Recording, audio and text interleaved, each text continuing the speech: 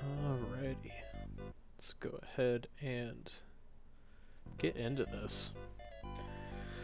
So last time we made it through all of Chapter 2, right to the start of Chapter 3. We are rocking our reduced party, which actually, let's go to headquarters and take a look. I want to make sure I haven't hit the 12-member cap with my incapacitated party members at this point. I don't think I have, since we skipped a few, but doesn't hurt to check. I just have to remember where the HQ is here. Here we are. Been a hot minute. Alright, so yeah, we have just hit a full party, I believe. Nobody in reserve. Right, so just to briefly recap, we are working with May, Henri, Lo, Gong, and Hans, who have been with us for the past little bit, and we just picked up Amon and Bob Roy, who we are luckily adding to our party, hoping that they bring a little of the damage we've been lacking with who we're working with. I'll fight until Dark Soul is defeated or I'm finished on the battlefield, and leave air combat to me. No one can take me as long as I have my wings. So, just gonna quickly look at our stats and see where they fall in relation to everybody else. So we've got 16-8 and 19-12. And that's compared to, what's compared to May? 26-17. It's a bit of a drop off. Yeah, so they're a little bit behind where our main members are. Henri even Henri's like competing with them for damage, which is ridiculous. And low out damages both of them. So it's going to take a little bit of leveling before they're super useful to us. Granted, they're, you know, 3 or 4 levels behind everybody else.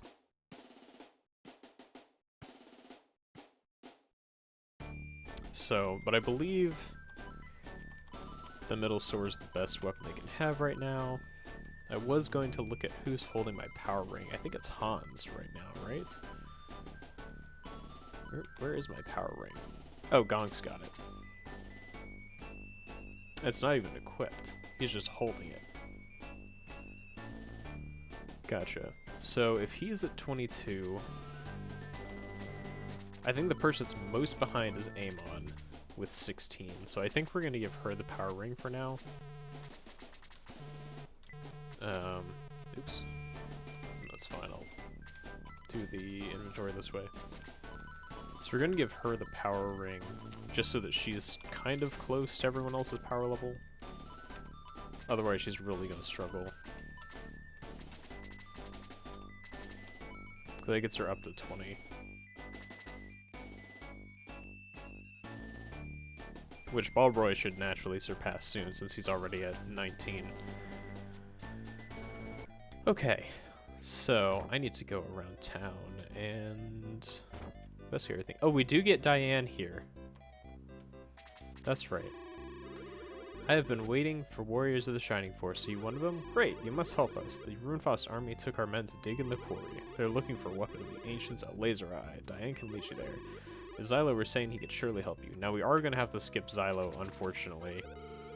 If you're going to the quarry to rescue the men, you can count me in. Alright. So actually, I should go right now and swap her for someone we're not using. I'll be at headquarters. Now, does she have a steel arrow? Or do I need to... Yes, she has a steel arrow already. So let's go ahead and swap one of our unused members out of the force and put Diane on.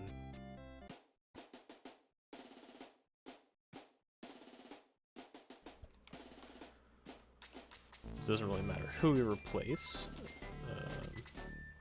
Diane, we will leave behind. Let's just go ahead with Ken then.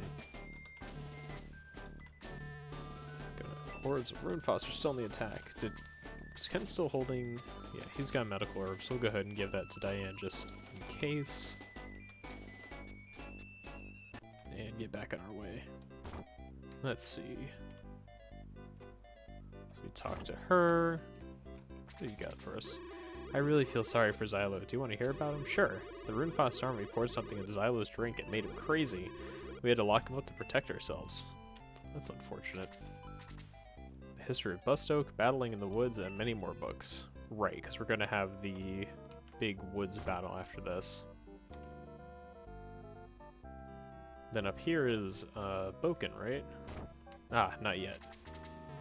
There's a bridge in the valley that connects Bustoke and Pao. The Runefrost army is gathering there, doubtless preparing an attack. Sounds like we'll have to go beat them up.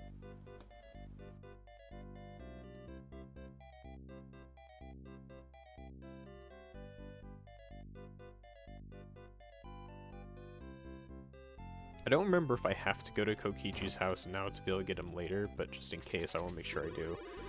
My father was taken away at the quarry too. Please bring him back. Life on a Cliff, High Altitude Cookbook, and many more books. Dragonia, Land of Dragons, Knights First, Archers to the Rear, and many more books.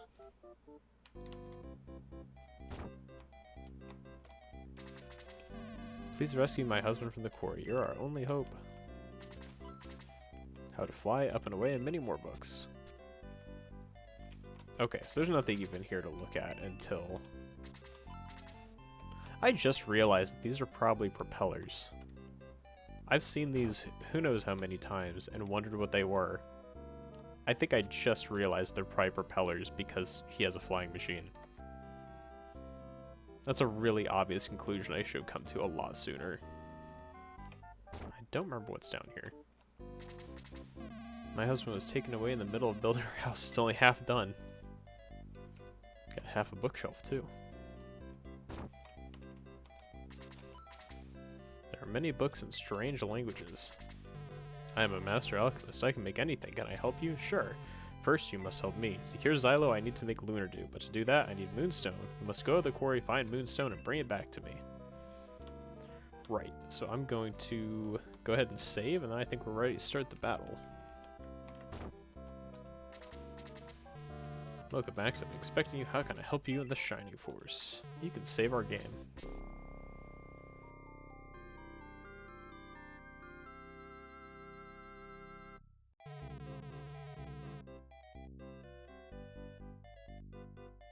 There, my record of your exploits is complete. Will you continue your journey? Sure. Help us all the way? Nope. The powers of light be always with you, Max. Just realized I forgot to post the stream a couple places. So 1 second while I get that done.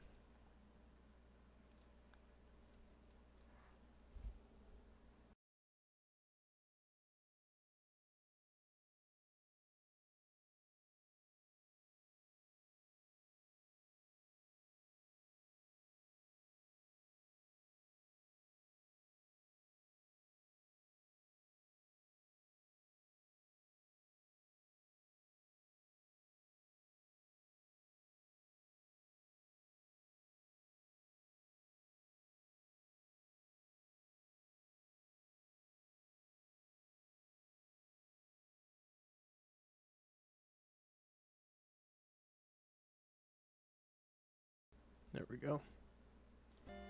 Alright. Oh, don't trap me in here.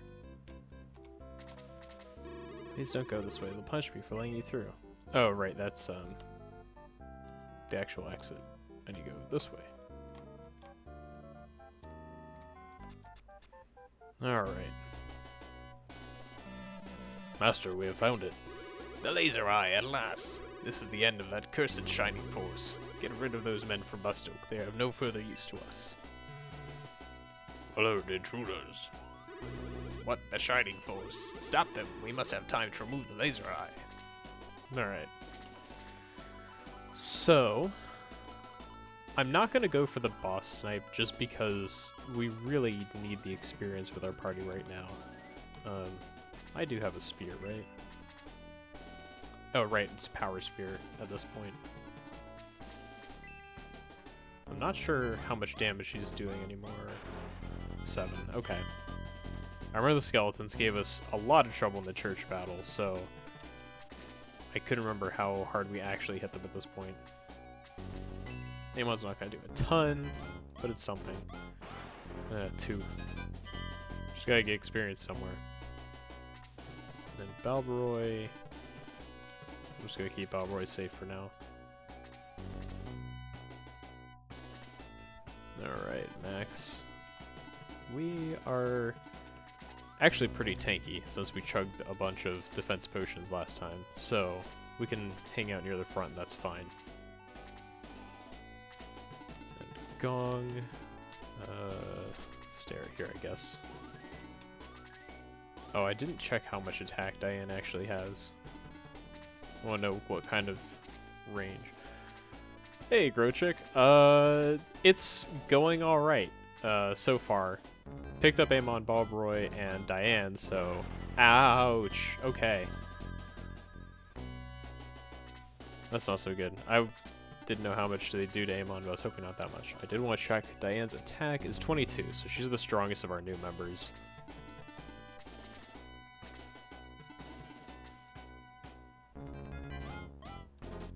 Okay, you want me to grab the bikini.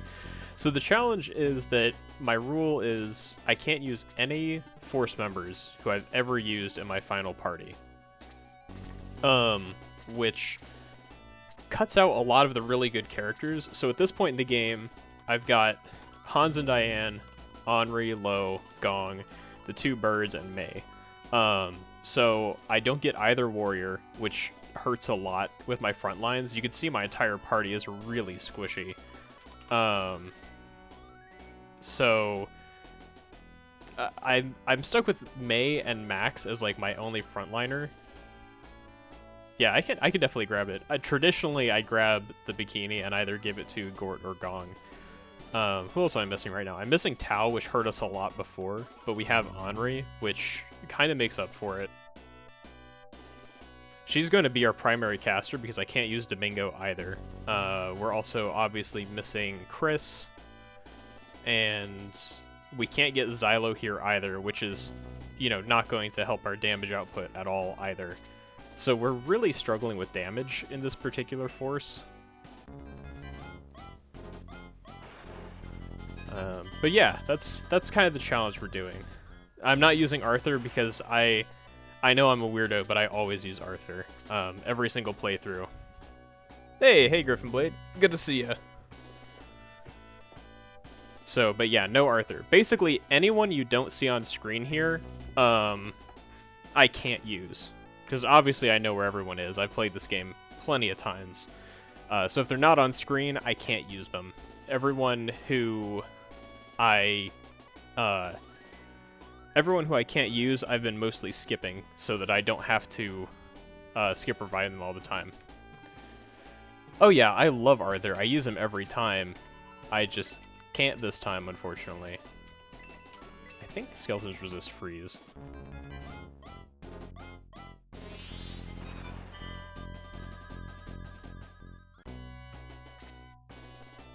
Gotcha. I can't use guns either, unfortunately, because, again, I just always use them. I'm going to leave the space under Amon open so that maybe Lo can sneak around and heal. But yeah, this challenge doesn't sound too bad, but we ran into a couple really big roadblocks last time. The circus battle, we barely clutched out. So I do know I can power level the birdmen, but every time I play this game, I have a soft rule for myself that I don't egress. I hate grinding, and this game is not hard. So the only time I'm going to be like grinding is if I get absolutely stuck. It did take us 3 attempts to beat the church battle last time. So I'd like to do this as just legit as possible and plowing through it. Which means, you know, we have to make some risky plays sometimes. Because if I were going power level, this wouldn't be hard at all. Because, you know, Strike Force 1 isn't a hard game, especially if you're going power level. To level 8. That's not bad. I guess I could have left this guy for Amon to kill, but I don't mind Diane getting experience either. Since I won't get to use Lyle, I have to use the elves as my archers. So I'm going to wait to go in on the elves until Amon can go in with him, I think. Sorry about that.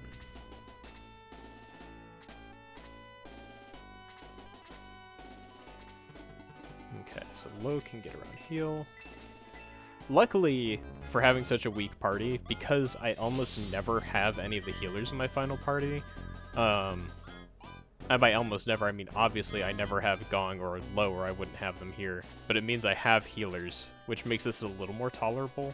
I usually only have Chris in my party. Yeah, the power ring glitch definitely makes it a lot easier.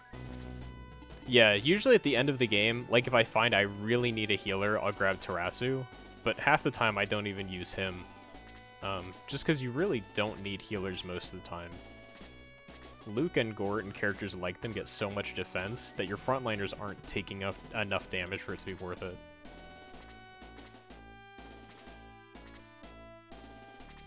Yeah, the power ring glitch could be useful here. I think we use the power ring. We definitely use the power ring during the circus fight on Max. That's right. Chris is pretty good. She's not usually my main tank, but the fact she has enough defense to take multiple hits really makes a difference. Alright, let's go in on this dude. How much are we doing? 6.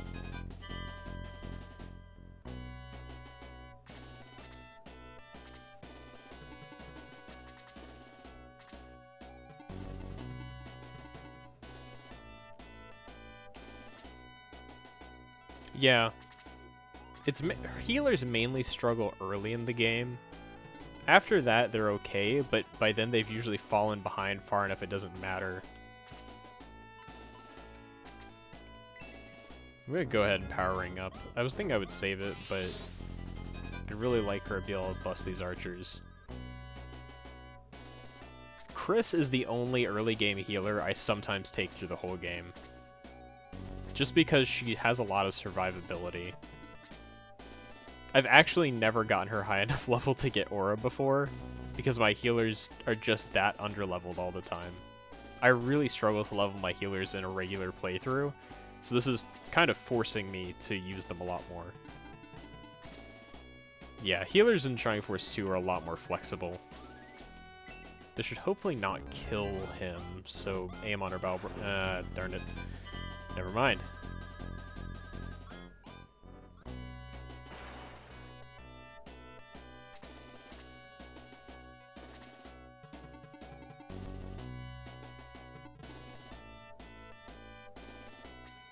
I just can't imagine leveling that much.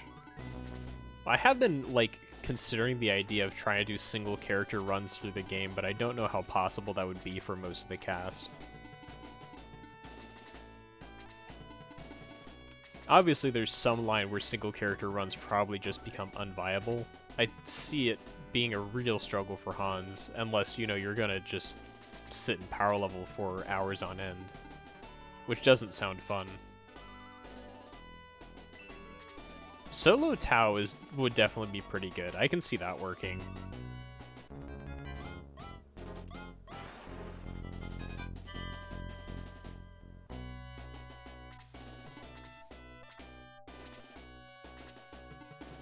It's definitely possible to level your healers more. I'm just very bad at it. I would never claim to be particularly good at this game. Oh, solo Tao would definitely be harder than no promo. I'm just curious what other characters could make a solo run. And that'll probably kill that guy, so I guess I should focus the mage. Oh, I'd not even focus the mage, I'll just straight up kill the mage. Level 10, attack by 1, defense by 3, speed by 1. Yeah, May's gonna be insane.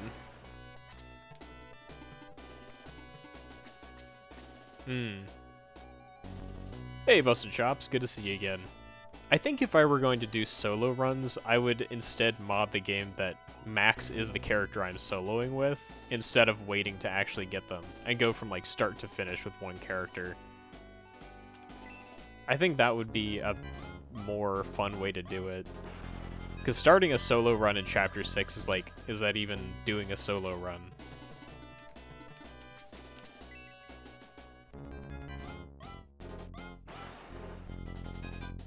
Okay, so Amon can one-shot with the power ring up, and it didn't crack last time, so I do have another chance to use it when I need to.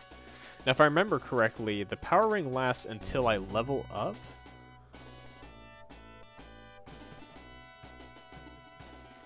So I actually don't know much about the existing Shining Force randomizer. I have a randomizer I've been programming in my free time, but I actually am very ignorant of what the existing randomizer is. Unless you're talking about the one that's built into SF1 Edit. But no, that wouldn't give you blue at the start.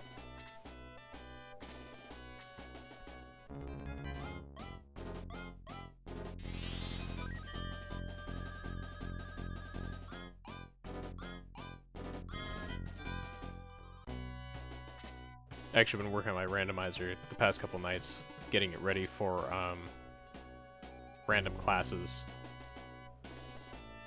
You get hit, you get healed, level up, battle end. Okay, so until Amon actually gets hit, I'm fine. That's what I was trying to remember, because I knew there was like one thing that happens frequently that would do it. The other stuff is easy enough to avoid. Ouch. I'm surprised you live the crit from a skeleton, honestly. Alright, Lo is stuck back there. Hope Elbroy gets a chance to get out of there. This should not one-shot, I don't think. No.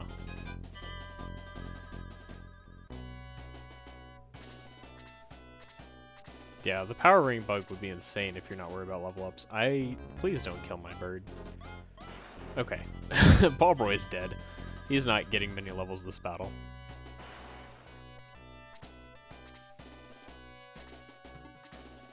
That was totally on me. I shouldn't have put him there. I don't think this will quite finish him off. Not quite. Well, the shield ring has the same glitch? I didn't think the shield... What's the shield ring spell? Is it actually quick? I didn't realize I casted quick.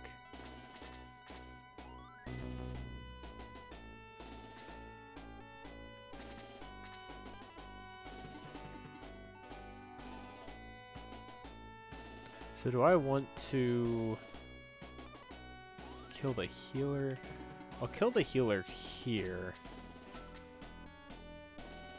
Because Amon should live one hit. So the power ring glitch is when you use the power ring, it says the buff wears off after 2 to 3 turns, but it doesn't actually wear off. So you still actually have the boosted attack until one of those 5 things that Grocheck mentioned happens. If you get hit, if you get healed, if you level up, the battle ends, or you check your stats. Because at those points, the game will recalculate your stats. So if you don't let the game recalculate your stats, it just keeps the attack buff permanently.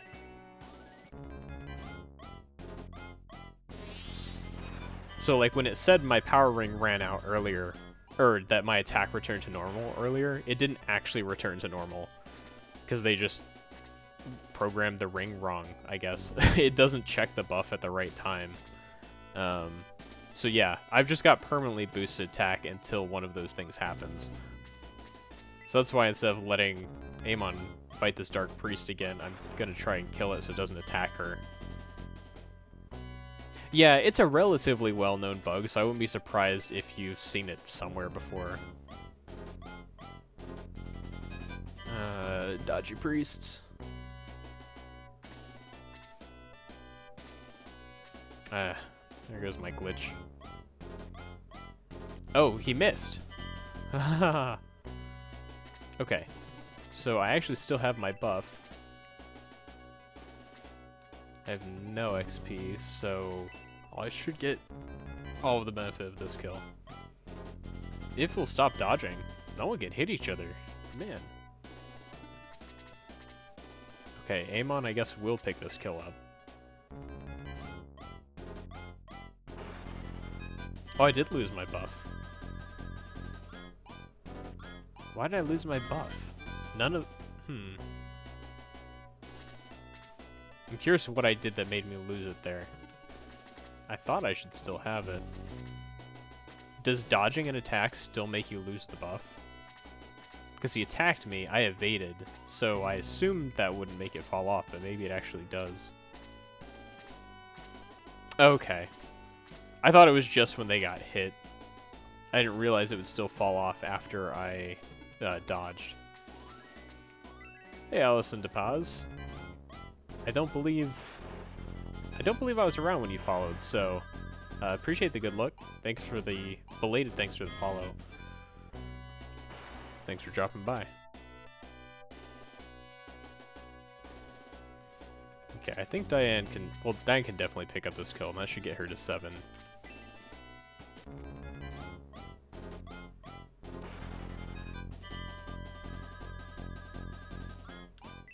Attack by 1, defense by 2. Sweet. Because I really need some people who deal good damage, so getting Diane and Balroy leveled up are kind of priority. Oh yeah, no res would be impossible. We finished the Cavern of Darkness with just Max and Hans alive, which was ridiculous.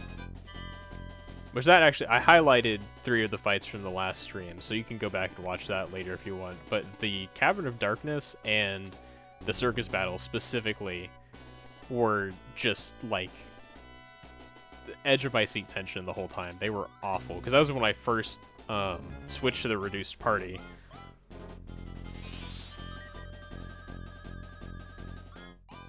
The church fight was also pretty bad in Shade Abbey, but I knew that was going to be bad from the start. I didn't anticipate how bad the others were going to go.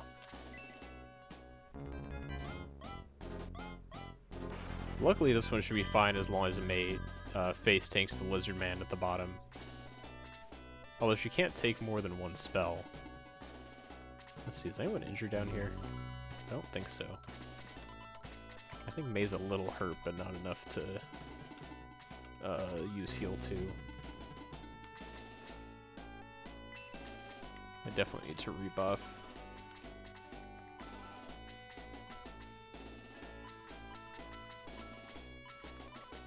Yeah, once Low gets quick, that'll help a lot. I don't remember what level he gets that at. I've thought about doing Minimalist Party, but I haven't done it yet. Although, like, working with this small party, it makes me kind of want to try it. Although I think that,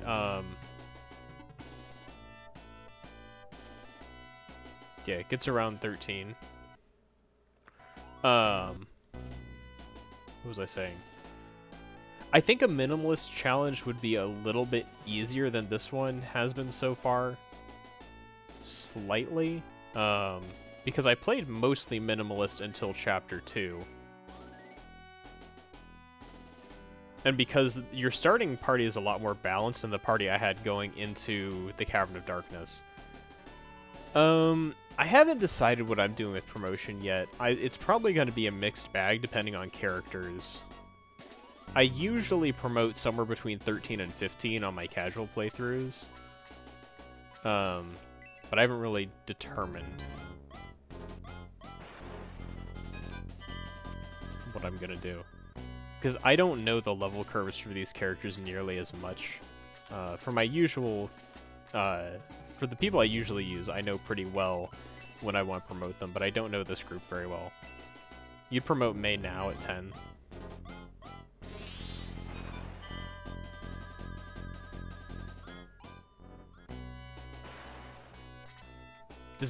Do we have access to better lances yet? Is there... I guess she'd gain levels faster is the main reason to do it. I would love Hans to get any attack. Hans basically is going to have to wait until 20 to be any good.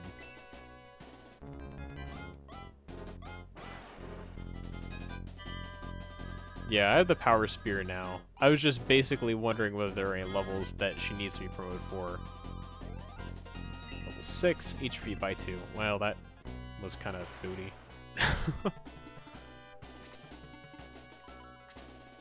Yeah, Hans I'm gonna have to take basically all the way to 20 if I want him to do any damage, unfortunately. He's gotten really lucky with double attacks this entire run, but it's not quite enough to make up for it. Okay, I should survive a skeleton attack, so I'm gonna sit like there, I think. And he's not even gonna come at me.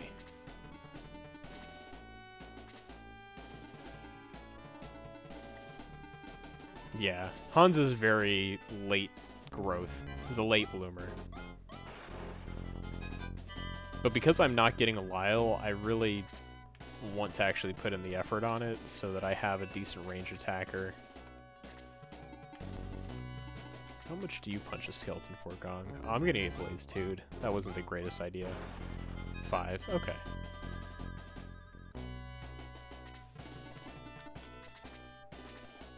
Yeah, I knew that was coming.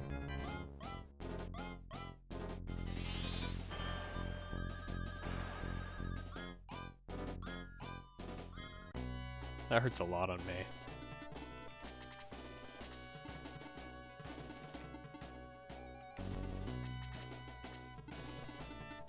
Okay, I should be able to finish off this skeleton.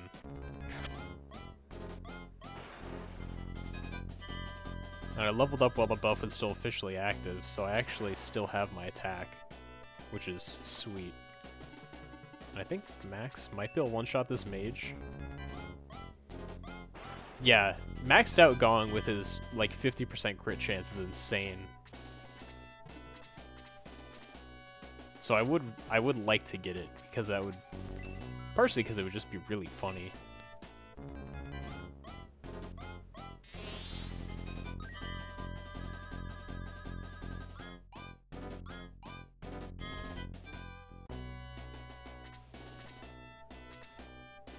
Well, Musashi's personal crit rate isn't as high, it's that he has the katana.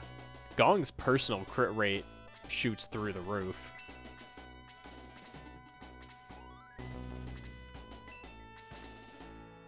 Yeah, because Musashi gets up to 50% as well, but he has to have the plus 25% from his katana to do that. I'm gonna leave that kill for somebody else. Maybe Diane can finish him off. Bing bong. 12 damage. Is it only plus 10 from the katana? I thought it was plus 25. Maybe I'm going crazy.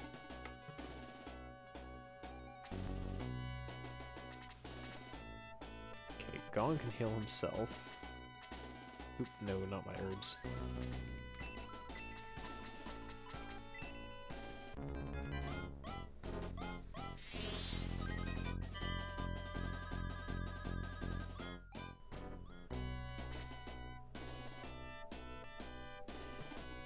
So I think I want May to actually go down first. Maybe I am thinking of the critical sword from SF2. It's entirely possible.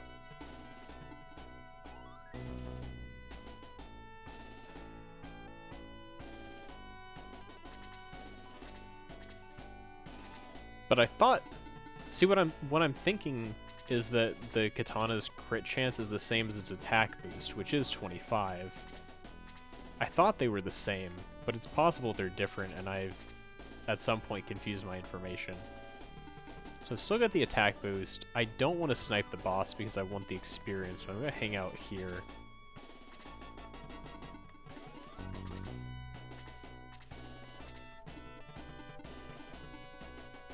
If I'm here, I should be able to get to the enemies in one turn. I'll drop a low here. Going stuck at the back. Gotcha, okay. I'm not sure what got me confused as to how that worked. I think I can one-shot the priest. Not quite. Okay.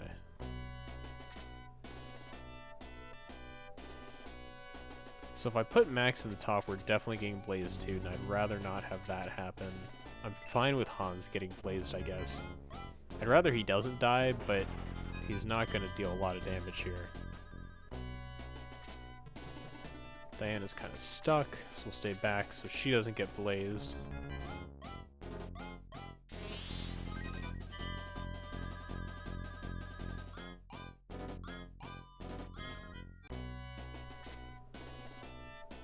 Yeah, if I get it down to just the Master Mage, I'll probably do something like that.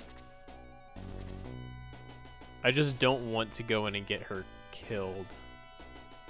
So I'm not sure who they'll prioritize if they can't get to max. The Lizard Man doesn't even move. No one's taking damage yet. Gone can be on standby too. Are they just not going to approach if I stand here and throw rocks?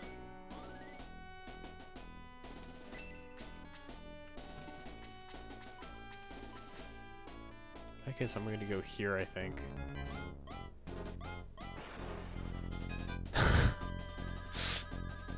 Fine with getting Blaze. Yeah, I guess I don't need to worry about Blaze. I need to worry about Freeze. I never freeze. I only moved Mei there. I know that looks like a really weird play with Mei. I want Henri to get in and cast Blaze 2 on the whole group. Of course, this is still a terrible play if Mei ends up dying to freeze.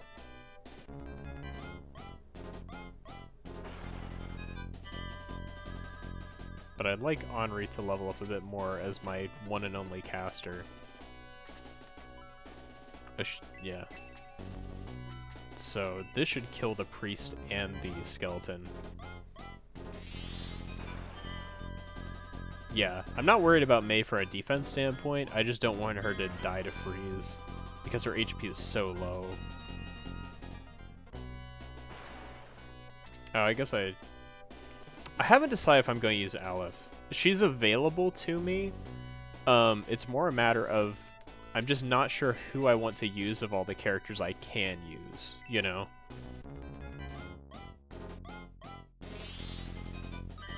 Because I should end up with enough characters available to me to make up more than an entire force. I think there's a very high chance of Aleph being in that group. Just because I'm really hurting for casters. Usually I would play with Tao and Domingo, and just having Henri is not going to be quite enough. Yeah. Oh yeah, Aleph, I have, she's never made it into the Dark Dragon fight. I did use her briefly on Resurrection of the Dark Dragon. I did use her there. And she's fine. It really is just that you get her so late, she's really hard to use. Her spell set is obviously fantastic. What? Why? Why Ammon, though? That accomplished nothing for you. Guess I can let Ammon get this kill. Should finish him off from here, I think. Oh, never mind. I forgot. I got hit, so I lost the buff. Attack by 1, defense by 1, speed by 2. Sweet. Guess we'll have to do this a slow way.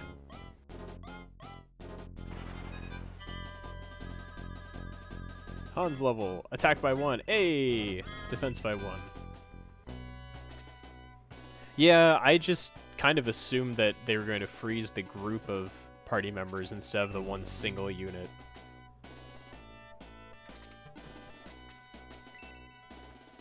Mei might get a level out of this, depending on how much experience she gets.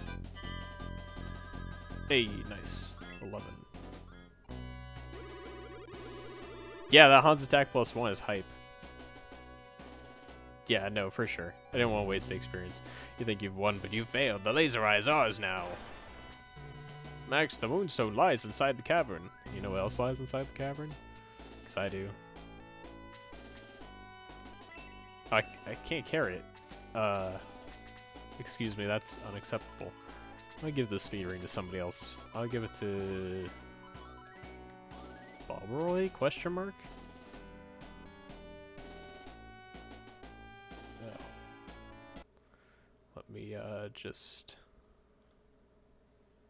How do I delete this? There we go. May she get like +7 at level 2? Yeah. So I'll definitely promote her when I get back to Bustoke.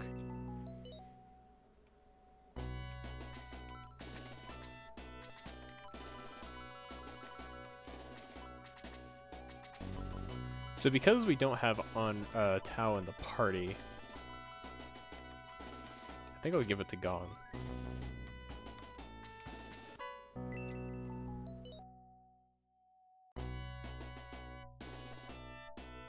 I would normally give it to Gort, except I didn't even recruit him since I can't use him.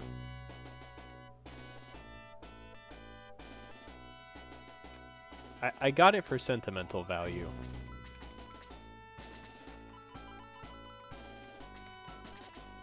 We'll give it to Ken. He can stare at it. Right, but I'm skipping Zylo, obviously. Because I can't use Zylo. Diane I didn't skip since I can actually use her. My power ring didn't even crack, so that's pretty swell. I do need to res... One person died, I don't remember who. How can you help me? You can heal dead people.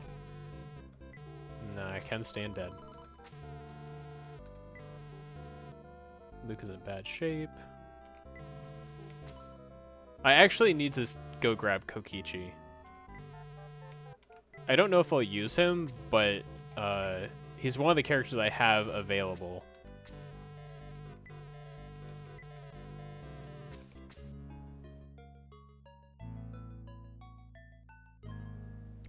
Yeah. I don't know if I'll use him. I mean, obviously all the characters we have available to us fall into the category of, I don't like using this character. So I don't really need to say that I don't like using Kokichi, but it's better to have him in case we need him, IMO, so... Yeah.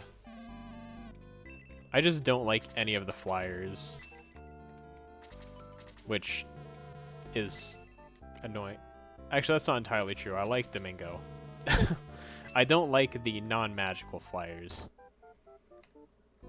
There we go. Watch carefully. Here I go. Good luck, Kokichi. Blue's available. I don't know if I want to grind long enough to use Blue. Because Blue really is a character that you have to grind to make useful. Well, it didn't work this time either. So I'm going to grab him, because I've never used him. Another failure. I'm sorry, I think Kokichi should just give up.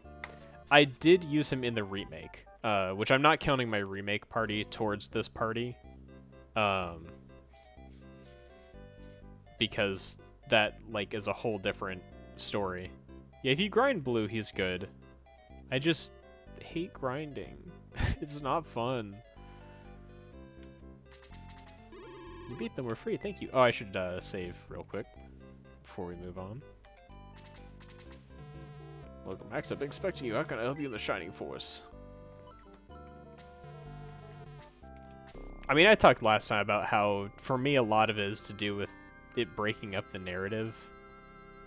Where it feels weird to me to run away from the battle and come back a whole bunch of times.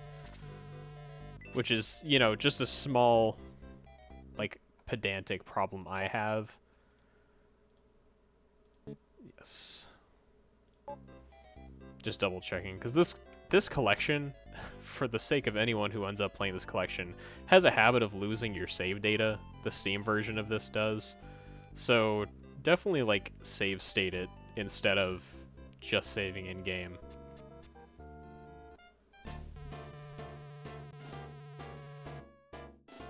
Look, they're trying to block our way to the bridge. Attack them, Shining Force.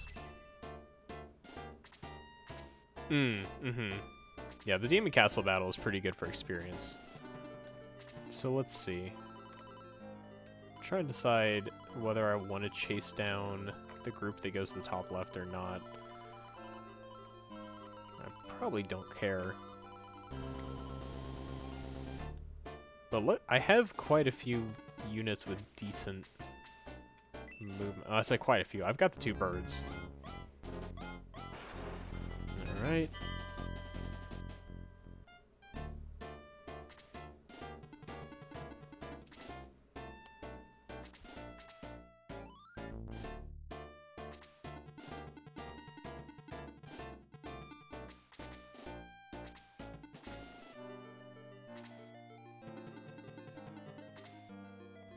Oh yeah, Runefoss Castle, the robots give a ton of experience.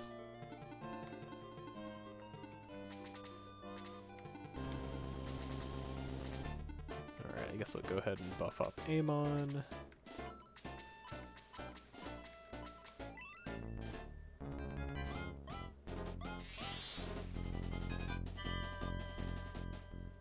And a lightsaber.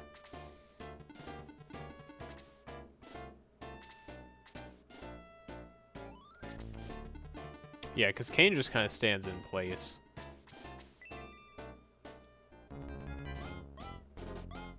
Also, the golems are good magic targets. Interesting choice not attacking Max.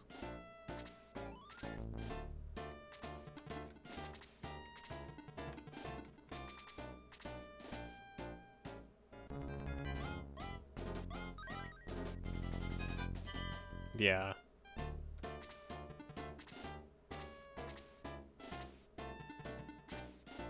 If I could pick one of the things... Oh, I forgot to promote May.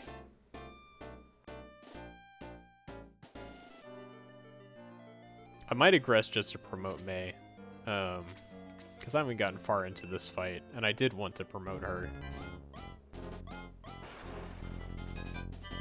She's gonna get, like, no experience this battle, as she is.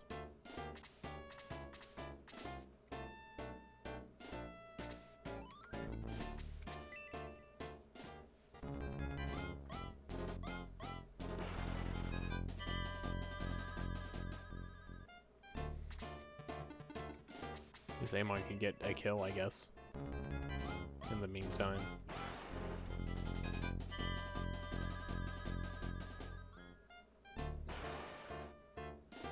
Yeah, sure it does.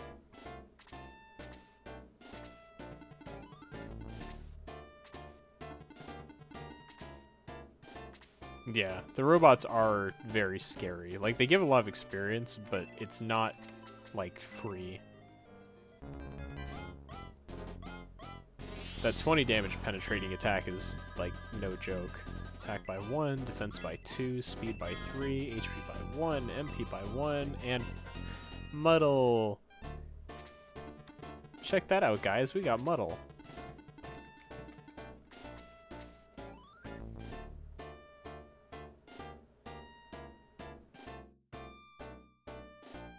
Yeah.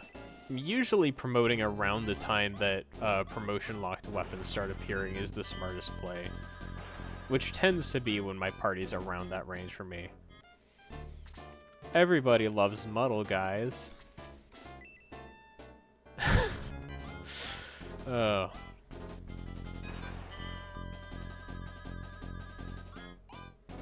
Six, speed by 2, HP by 2. Can we get to Max's turn so I can go promote May? May's biggest weakness right now is her HP. So because she gets better HP post-promotion, I do want to fix that. Because she is my main frontliner, and having her just die against magic is not ideal.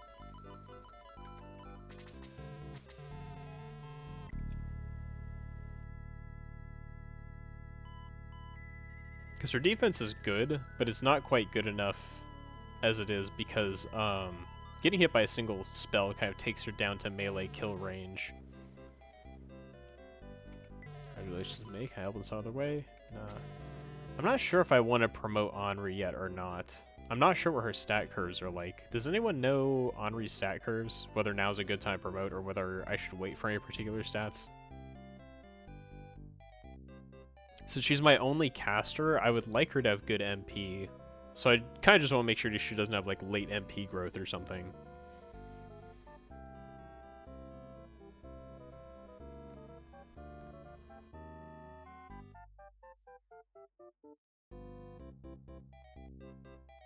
Yeah, I think I might give Henri a few more levels until she's really not gaining experience from doing stuff, and then I'll promote her.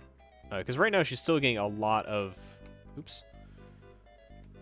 Yeah, right now she's still getting a lot of experience from stuff, so there's not a good reason to promote her now, I feel like. But May really needs the HP growth, so that'll help her a lot.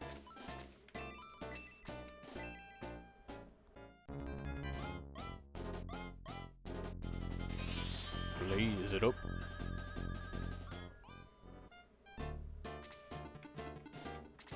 Diane can just roll around there. Balbroy can't quite get in range.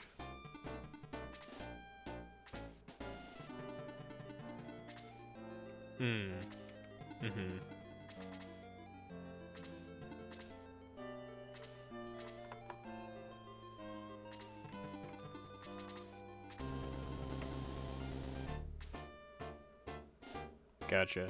Yeah, I'll probably promote Henri soon. Probably around the levels you mentioned, like 12 to 13 or so. How much experience are you at? Are you gonna level up like immediately if I use the ring? No, okay. Just don't want to use it and immediately lose the buff. So far, no cracks. I'd like it not to crack here either. Ah. Speak of the devil. Okay, gotta remember my ring's cracked.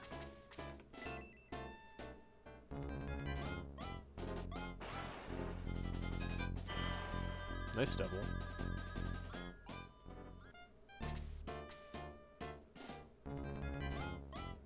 Interesting. I mean, it doesn't really matter due to the bug, but that is interesting. I never noticed that, since I almost only use it on... I mean, I guess it makes sense because it probably reduces it turn end, and you spend your turn there. Oh boy, we really gotta use the dress. I'm not the biggest fan of how it looks. I don't know, we could use the dress, I guess. Hey! Nice crit. Still gets, like, no experience from skeletons, but you know.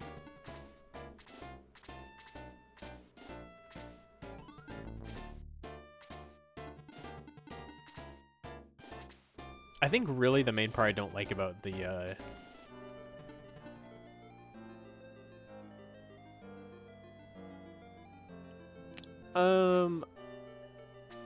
I don't remember how Henri's dress looks in the remake, honestly.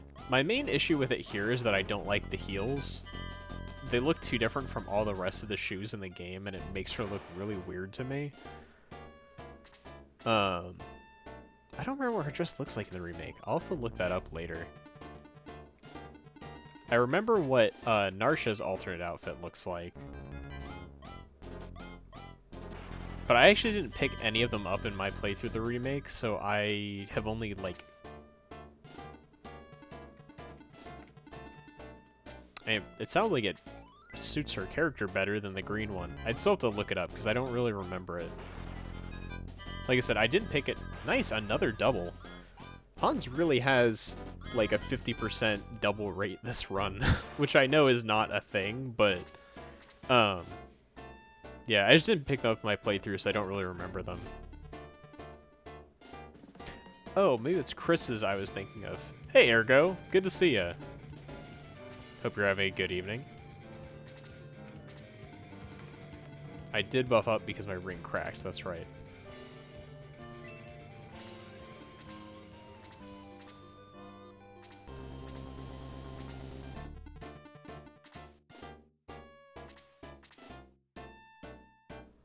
I got confused. And I thought the maid outfit was Narsha's. Does Narsha not have an alternate outfit? Maybe that's the only one I was thinking of. There's one. Alright. Just kind of chipping away at skeletons. And May gets like no experience, so she should also just kind of soften them up a bit. Oh, or not. The skeletons in this battle are hilarious because they're such a non-threat. Yeah, it would be kind of nice if the battle sprite changed. The editor actually has functionality for that, like for mods. So I've done stuff with that before. Deadly attack inflicts 5. That's not so great. Yeah, I'm not sure why I thought it was Narsha's. But I was definitely thinking of the maid outfit. I just thought it was Narsha and not Chris. No one's gotten hit yet, have they? Because these skeletons just don't attack.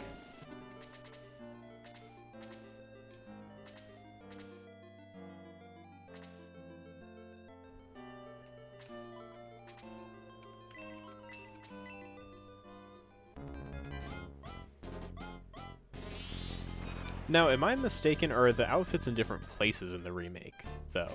For some reason, I thought something was different about them. Oh, torch eyes are the worst. Torch eyes are just absolutely awful. At least with the other enemies with piercing attacks. At least with most enemies with piercing attacks, there's a chance they'll attack normally, but torch eyes just always hit you for 20 and it sucks. Yeah, battle sprites are a lot more work. So, it's totally understandable that they don't have them, like for battle sprites. It just would be cool, you know. Alright, sweet. Yeah, my first playthrough, I actually looked stuff up for my first playthrough of the remake.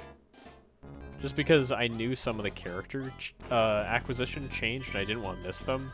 I knew Hanzo and Musashi got moved. So I didn't want to miss them. I didn't bother looking up the outfits and stuff though. But for some reason I thought I later read that they were like in different places. But that could be entirely incorrect.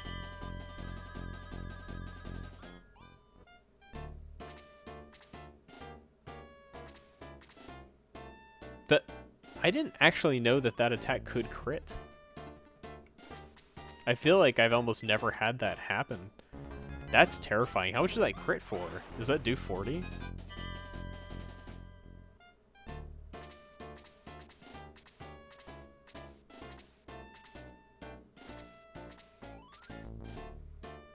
How much experience do you need, Max? Still quite a bit. Can breaths not double attack in SF2? I've played very little Shining Force 2. I'm a lot more familiar with 1.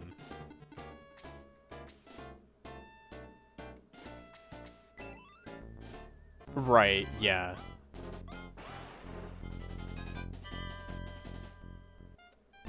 Gotcha. For some reason I thought crits were double. Ouch. That didn't hurt so much.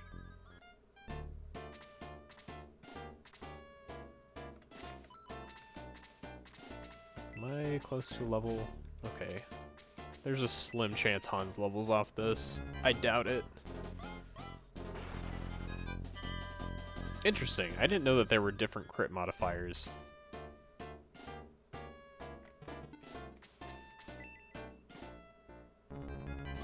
Oh, interesting. Attack by 2, defense by 2, HP by 5. Actually, breath weapons are a type of spell in Shining Force 1 as well. They're just there's a combination setting for like a physical spell, which those are classified as.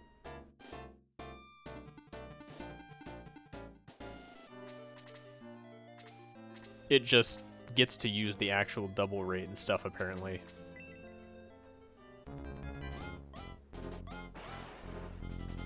Interesting. I wonder why they made them separate instead of being the same thing. Maybe they decided that, like, breath weapons were too strong if they could double.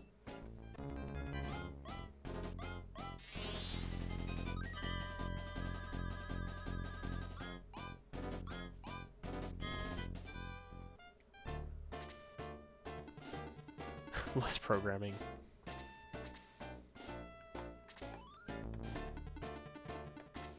How much is Shining Force 2's code actually entirely different from 1's? Did they not really reuse much of it?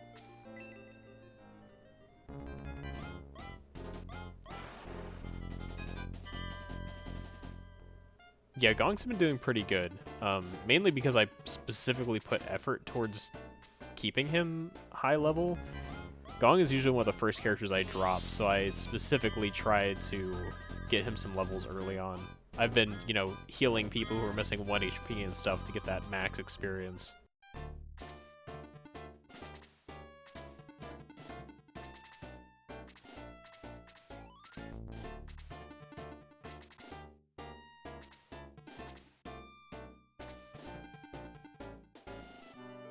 Okay, so I've lost my boost and my power ring is cracked, so she can just go in, I guess.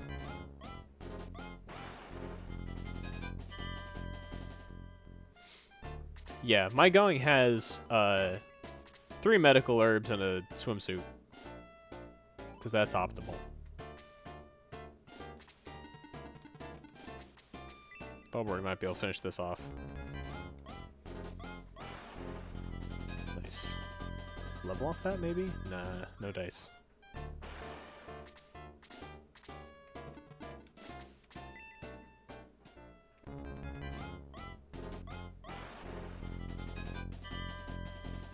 Alright.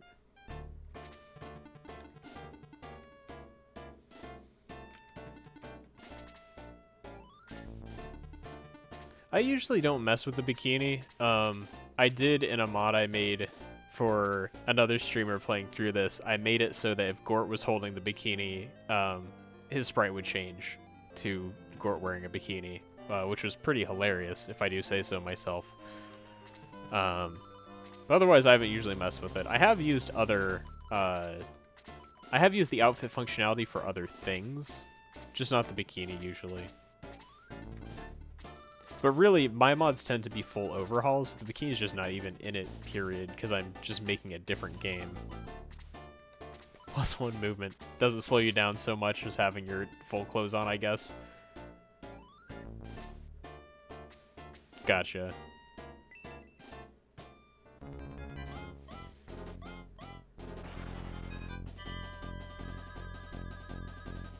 Diane to 8, HP by 1. Well, that was not great.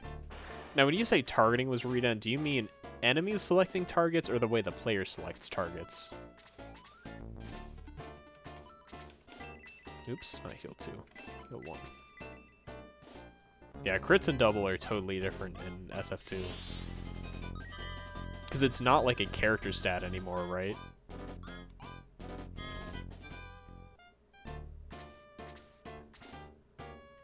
None of the enemies in this entire fight attack. It's so ridiculously easy.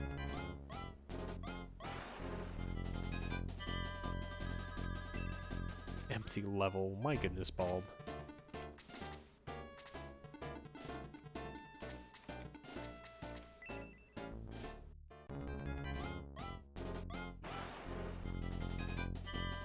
I never like using Bulbaroy, and he's definitely not endearing himself towards being in my final party. I mean, most AoEs in Shining Force 1 follow that rule. The Laser Eye is the sole exception, and it's got a special routine that only it uses. The strange shapes that are available in Shining Force 1 mods are Dia the Fourth's code, not stuff that the engine natively supports.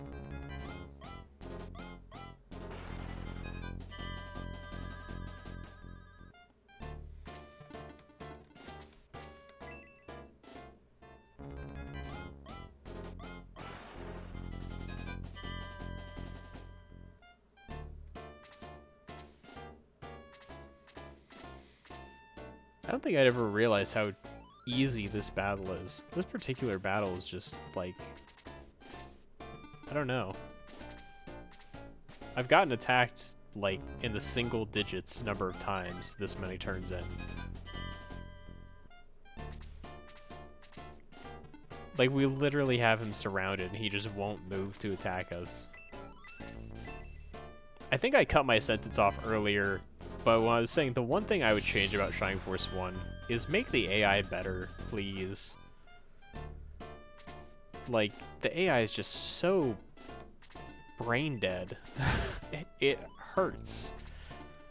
Like, if the enemies were attacking me, this battle wouldn't feel as bad as it does, but the fact that it's just a matter of I have to walk around and kill everything makes this so pointless.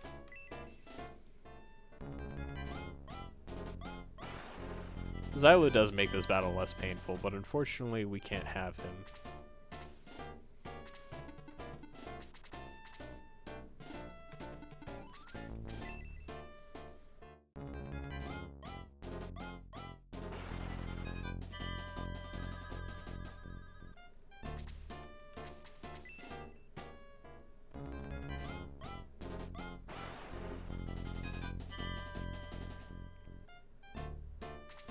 It's like, I don't even need the enemies to be particularly smart, but just having them attack would be so much nicer than just standing around waiting for me to finish them off.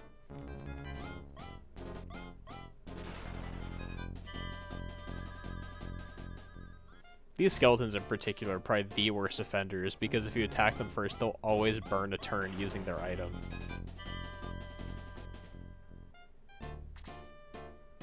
Nice.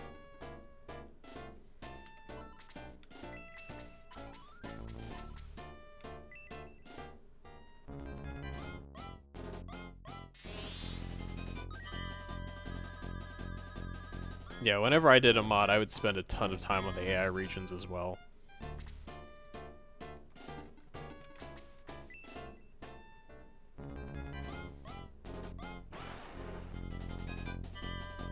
As the AI regions is less changing the AI and more changing what the tactics of the enemies are. Since you're not modifying the actual way it chooses targets and stuff, it's still going to be just as dumb as it always has been in that regard. Like, the healing AI in particular is really bad. I know that Dita the Fourth wrote some smarter healing AI, but the healers in this game by default are really not very clever.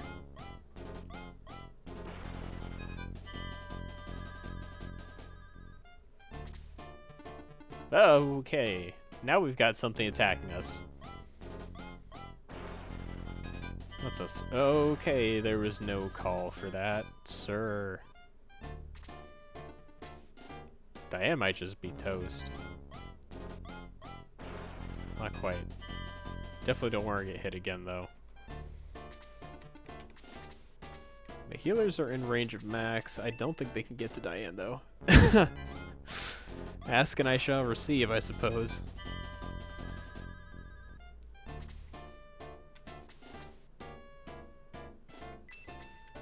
Okay, I think I'll go here. Gong will heal Max, and Lo can kind of move towards Diane. If Diane gets a chance to move back, that would be even better.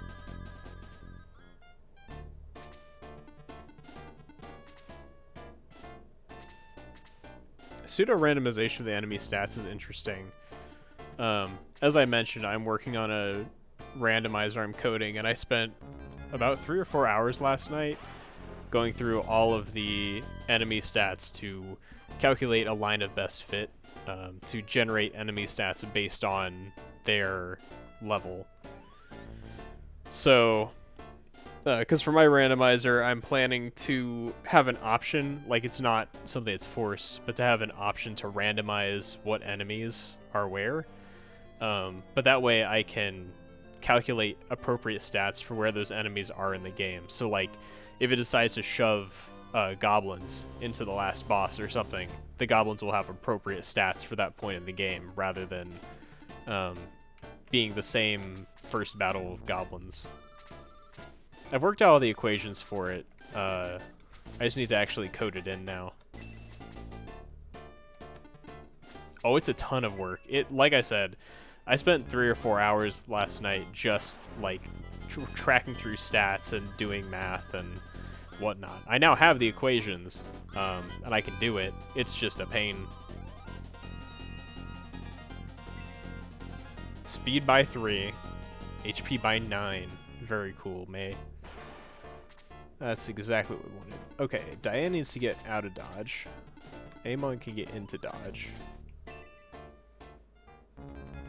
But I mean, keep in mind, with my randomizer, I'm already doing stuff that's a pain. Because my randomizer, I'm not sure how yours works, but mine randomizes the classes of your characters, and their stats and their spell learns and stuff based off of calculations I did about average stats throughout the game for each class. It generates levels. The thing I'm working on next, which is a huge pain, is no. I've always said Amon. I'm not sure why. The thing I'm working on now, which is going to be a pain, is writing code to generate sprites for each character based on the class they get randomized to. So it's going to take their head and slap it on the body of the appropriate class.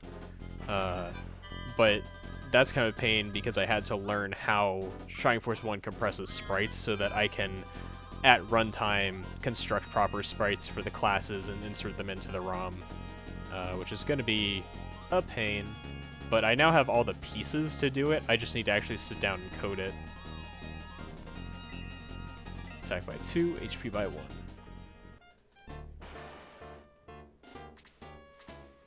Because that's the main thing that's been stopping me from making the first release of my randomizer, is I really want the map sprites to change, to give it a really polished feel.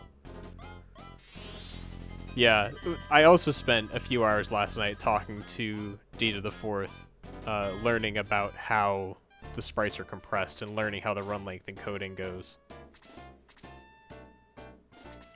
Yeah, it's been on my to-do list, but I was like, I just don't want to release it until that's in, because to me, it feels incomplete without it. When I did stream it a while back, when I was working on it, but I went and manually changed all the characters to the right sprites. So HP by 2. But learning how the Huffman encoding worked for Shining Force 1 was a pain. It took me so long. And D the 4th didn't even remember how it worked, so I really had to reverse engineer half it myself. It could be. We're just working on different games, basically. Because you're SF2 and I'm SF1. Because I don't like the SF2. They should have approximately the same stats. So one thing that my randomizer has is a spot where you can input a variance, quote unquote. A variance of 0 means it will give everything the exact mathematical average stats for where it should be. A variance of 1, then increases the randomness of the stat. And you can increase the randomness however much you want, although then you're at risk of like getting characters with 1 HP and stuff. So you get to kind of control how random it gets. Now, enemies in the same battle having the same stats is not guaranteed because it works off of this line of best fit that I calculated. Now, I do split the enemies into 3 categories: grounded unarmed, grounded weapon, and air unarmed. But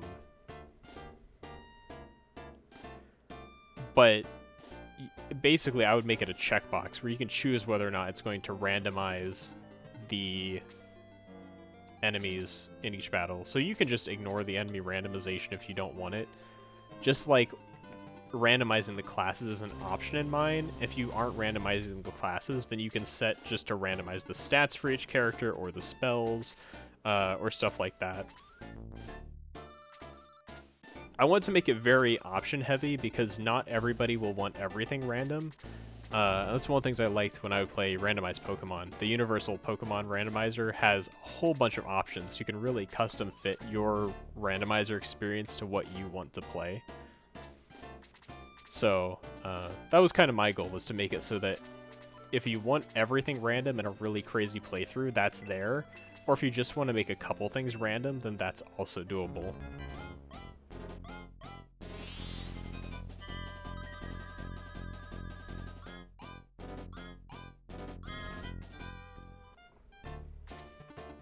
So obviously that means it's a much bigger project to complete, and that's why the first release isn't going to have all those features. I just want to finish the character stuff. The enemy stuff is the next step after that, basically.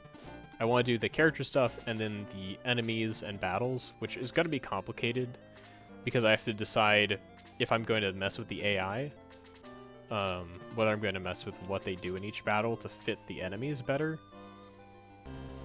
Yeah, these forest battles are rough. No one loves them.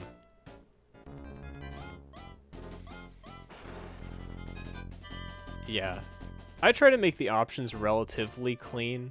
I think I'm in some discords with you, Sirius, so I can send you later what mine looks like the main interface for the basic features that are going to be in the first release. Because I've made it relatively simple, so it's not like you're digging through a ton of menus. It's literally like, here's 5 checkboxes and a place where you can type a number for extra randomness, which should make it pretty easy, and not a whole lot to dig through. I didn't want to go over the top with it for sure. I just want to have some more options than nothing.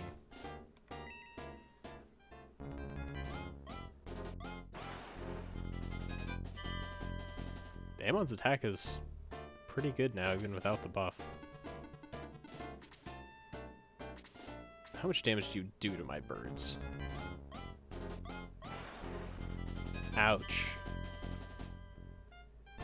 Yeah, I think to include an item randomizer in the system so you have an enemy with a medical orb, a speed room, or something unique. This can make it more enjoyable playthrough, especially when it has a power ring and starts spending boosts using it. So that is after the... So it's kind of like what I want to do is finish the characters, which is basically done aside from the map sprites. Then I'm going to do the enemies, which is making it so I can randomize the enemies in each battle, and that's also I added a full set of alternate palettes for each enemy, so you'll have the option as well to use new enemies, quote-unquote, which are additional palette swaps, which have slightly different features I've been planning. Then after I finish doing enemies, then I want to do items. Items, when I do it, is going to include like a bunch of stuff for enemies and battles, but it's also going to include chests. The main reason I'm holding off on items is so that I can determine where story important items need to be, so that I can randomize like all of the item drops, but make sure you can always continue the story. And again, that's one of the things I definitely want to make possible to turn off, so that if people don't want to search around for the Orb of Light somewhere random or whatever, they don't have to. I'm also not sure how that'll affect like sequence breaking, so I'm a little scared of it. But it's something I want to add, because that seems to be a factor people really like of a lot of like Legend of Zelda randomizers. So even though I don't personally care for it a lot, it's something I want to include. And that would also mean randomizing like shop inventories. So I want to include so that you could like buy turbo peppers and stuff throughout the game, and those are just something you can get in shops.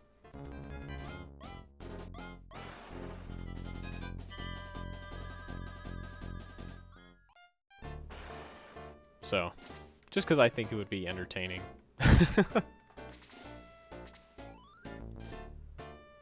Okay, so I'm gonna wait to kill that because I'd like to fight the Pegasus Knights. Yeah, I'm basically going to have it so that you have the option to fully randomize items, randomize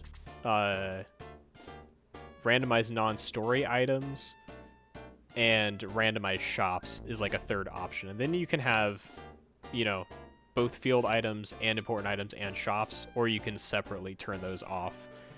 Because it could definitely be annoying if, you know, you get to the first shop and whatever, and you can't buy the weapons you need. That would be interesting, but wouldn't work with the way my randomizer's set up. Because instead of running through the actual game, my randomizer you have to run before you start, and it sets up the ROM to be randomized. I don't have the assembly knowledge to make it actually doing it in the game itself. Otherwise, that would be really cool.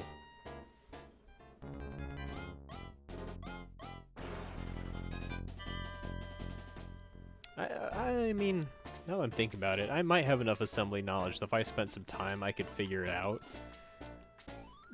But I'm not sure it's worth the time it would take versus adding other features that are more likely to be popular, question mark.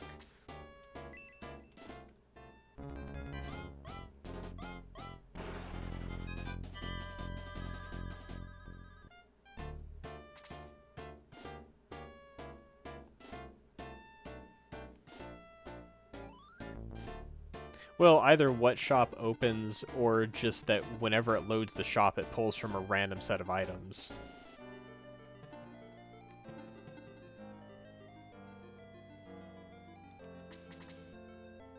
Just so that, like, it doesn't ever pull from actual shop data, it just randomly populates the data from the item list. Hey, Meowths, how's it going? Meowths, Meowth? I'm not sure how I should refer to you. But good to see you. How's your evening going? Mine is going with missing a lot of Pegasus Knights.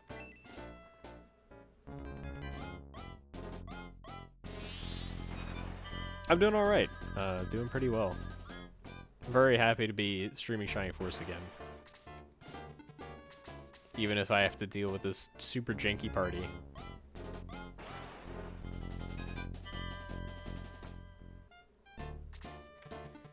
Okay, is Diane gonna level she... Not quite. I might as well let her help with this. She can catch up. Yeah.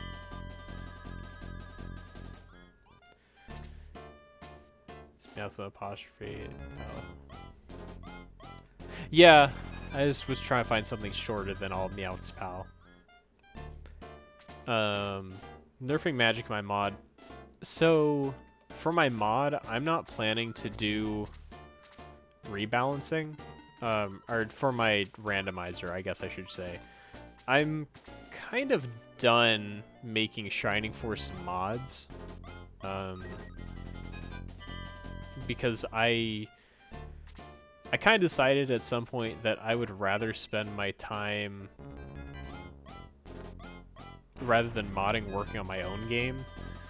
And that's why, like, I'm working on a Shining Force-like game in my own time. Attack by 3, HP by 2, MP by 1, which is available to play. But, like, it's in the Shining Fan Work Discord. The download link is in there. I don't know if you're in there.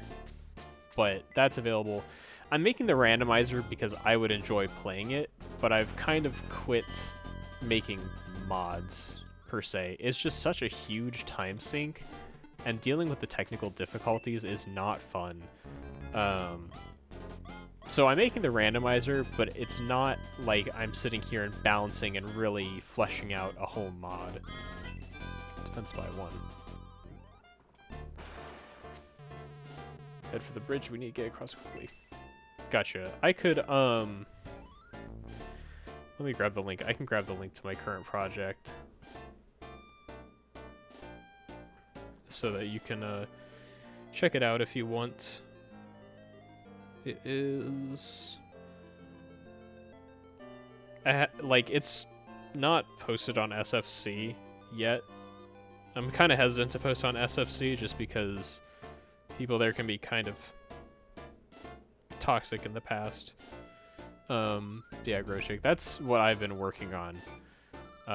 Kind of instead of working on mods. Did anyone die? No one died, right?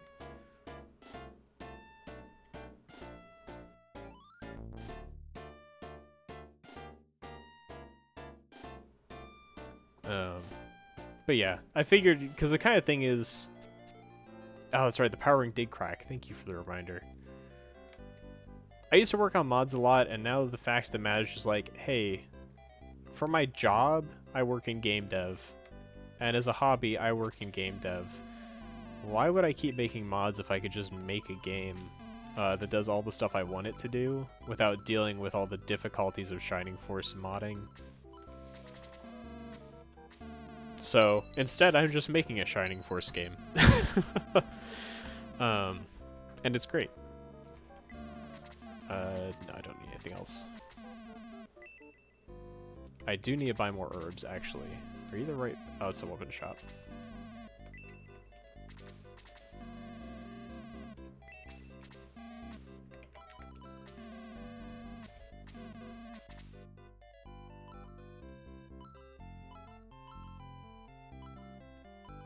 Which story?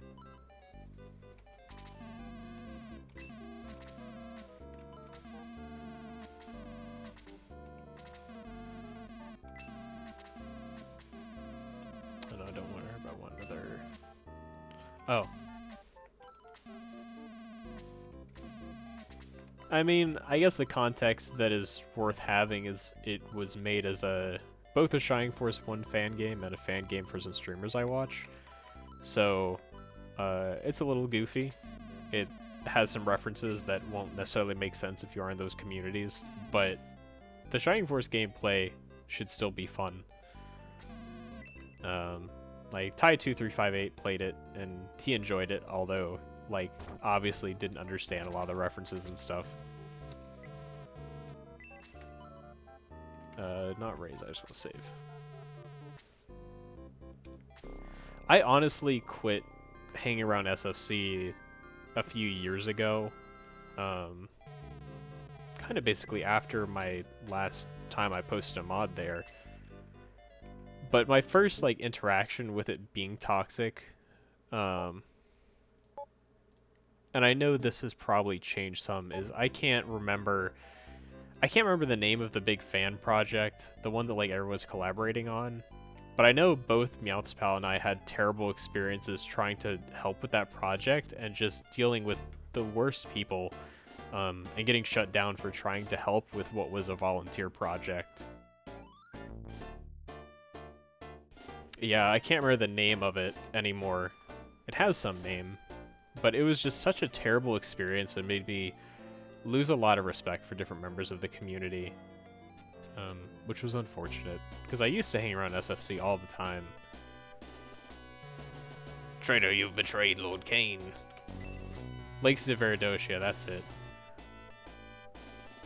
I will no allegiance to you or him, foul fiend that he is. You're only a mercenary, you do what we pay you to do. Here, where I return your gold, I shall no longer follow your orders, Toad. If you're not with us, then you're against us. I will have the pleasure of killing you myself. Vile fiend, aye! Haha, thus fall all who dare to oppose the will of Dark Soul. Yeah, I hate, like, dealing with political stuff in my gaming communities, but I've been gone long before that became a thing, I guess. Because like I said, I really quit hanging around there years ago. I was on the, I volunteered to help with the script and the story, and I, you know, suggested changes to it, and every single change I suggested was just met with, no, we want it this way. It would be interesting if it was a satyr. So, I don't know, and maybe some of the people who worked on it have mellowed out. I know Corsair was one of the people I feel like I butted heads with a few times, but ever since he's been in the fanwork Discord, he's cooled off a lot, so I don't know. I mean, people grow, and probably a lot of the vitriol that was there back then might be different, so I don't want to say, like, everyone working on the project is still that awful, but it really put me off of being there.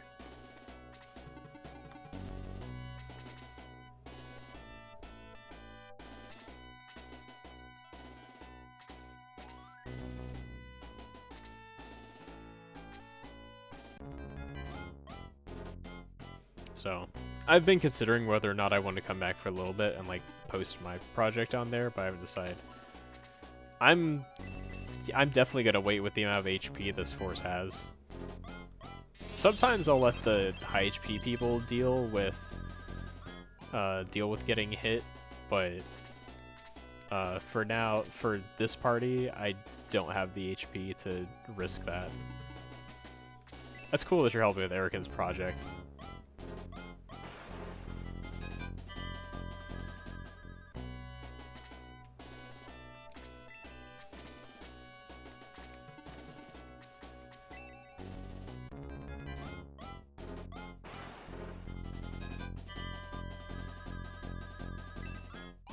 Attack by 1, defense by 1, speed by 1.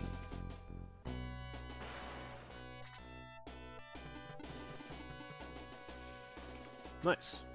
I haven't really played Erican's mods, because I don't know, I don't play a lot of mods in general, and his looks like well made, don't get me wrong, but it just doesn't appeal to me, so I haven't played it. But I've got a lot of respect for the amount of effort he puts into that project. Hey Pyro Hedge, good to see you.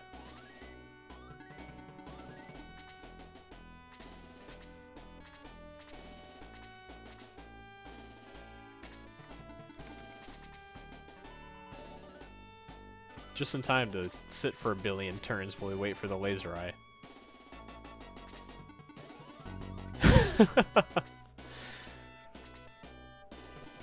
Yeah, I haven't played alternate.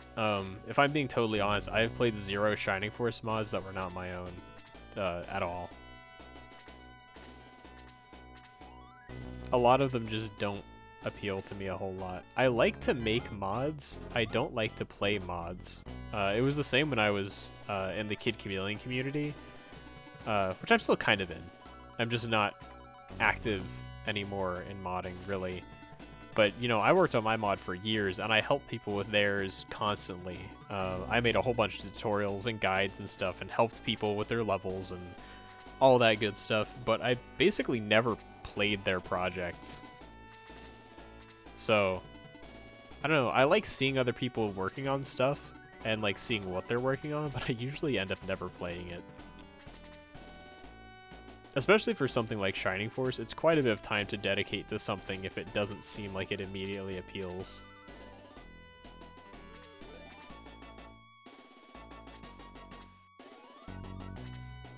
Yeah. I definitely have to say, programming is something that I've learned way more from just kind of wanting to do something and being like, well, I'm gonna do it, even if it sucks, than I have actually like learned at college or whatever. I learned a lot by just, you know, using Game Maker and then using Unity or whatever and just being like, hey, I want to do this thing and I'm gonna Google it until I do. So I definitely believe if you stuck your foot into it, you could probably make it happen. It's just, it is very daunting. I totally understand that getting into programming is like a really hard first step. But the philosophy of deciding what you want to do and then figuring out how to do it rather than the other way around has almost never steered me wrong as far as game development goes.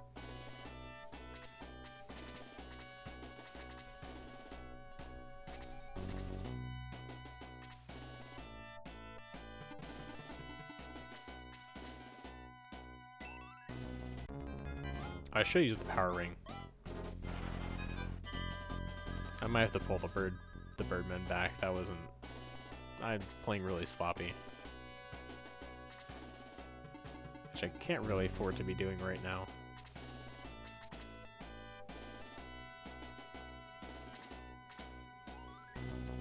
Yeah. I think the hard part about learning programming is where you want to start and what's going to be relevant kind of depends on what you want to do with it. And it's one of those things that you really, there's a whole bunch of like videos and whatever, learn to program in 5 hours or whatever, and it's really not something that you can learn from watching a video. It's something you have to learn by doing.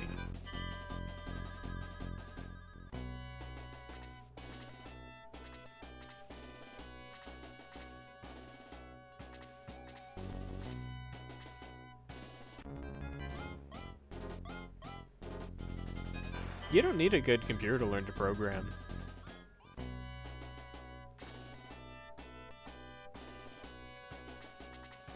It makes it easier if you want to make a nice looking game, but as long as it's got a keyboard that works, you can make it happen.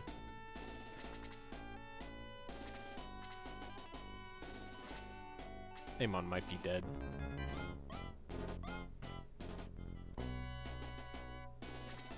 Yeah, she's toast. That was a huge misplay. I don't know why I put her... That was... I know why I put them out there. I thought they could deal with it, and that was a terrible play.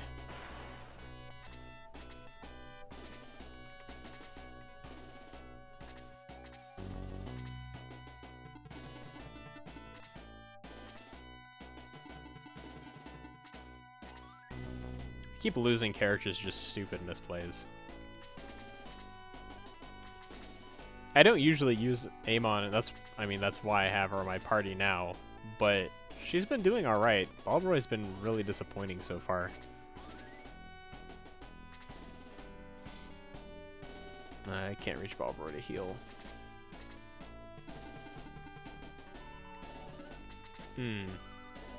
It's a little late now to try and bait them.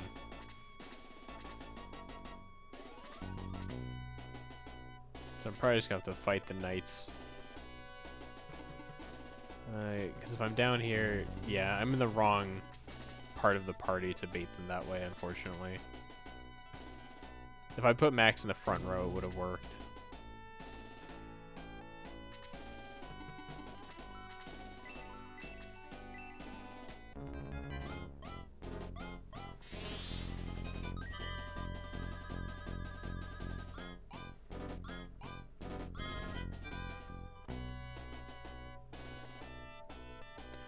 Alright, shoot the dudes and we can finally move.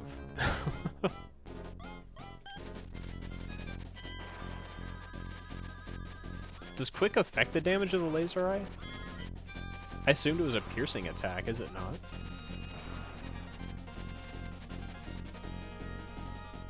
Or do you mean to deal with the Pegasus Knight's attacks? At least I can blaze them.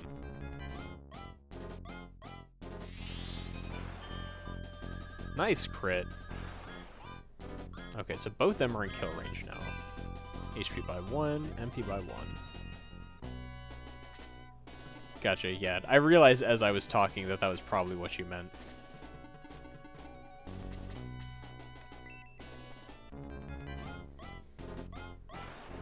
I would assume most mods make heavy changes to this fight. It's not really a great fight in vanilla. It's, I will say, like, it's a very memorable set piece. Like, everyone remembers this fight. It's super iconic, but it's not really a fun fight to play. Once you know what to do, I think this is one of the fights that's more fun the first time you do it, because you have the panic of not knowing you're about to get shot. And then Henri dies, and you just regret your life decisions, really.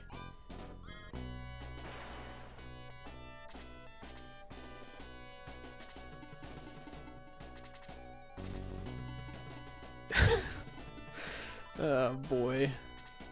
I definitely should have seen that coming. I was hoping they would go after Balbroy, but no dice. I don't have the, like, order they prioritize classes memorized.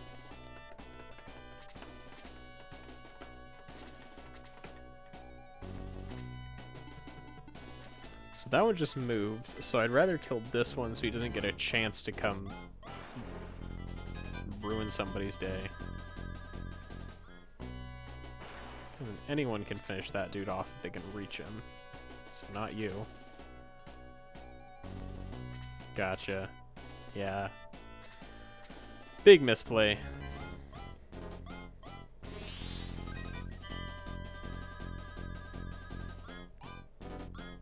That sounds like a terrible time. I believe it's a real mod. It does not sound fun. Those kind of mods are the reason I don't play other people's mods.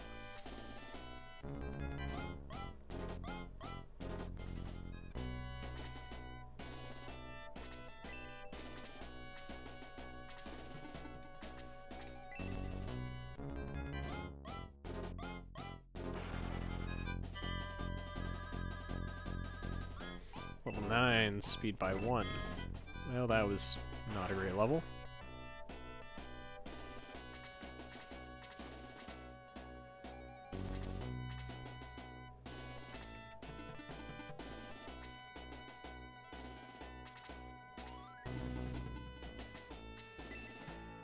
I don't think this will kill, unfortunately. Yeah, not quite.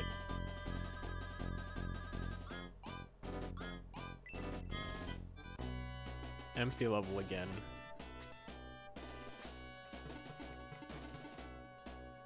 I need to pull him closer to the ground so more people can hit him.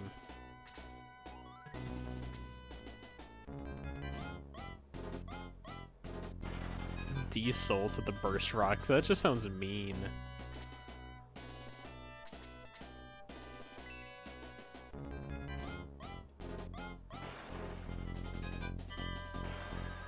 Nice.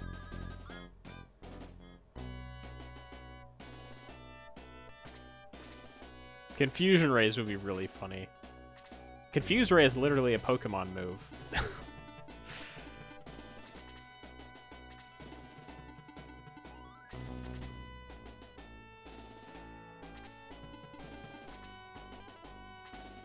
Really, how'd you make Hans useful?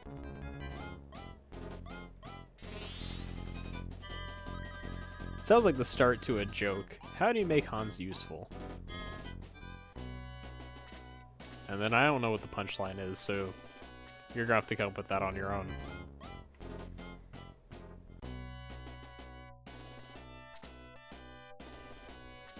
Yeah, this should finish off this Pegasus night. Or not.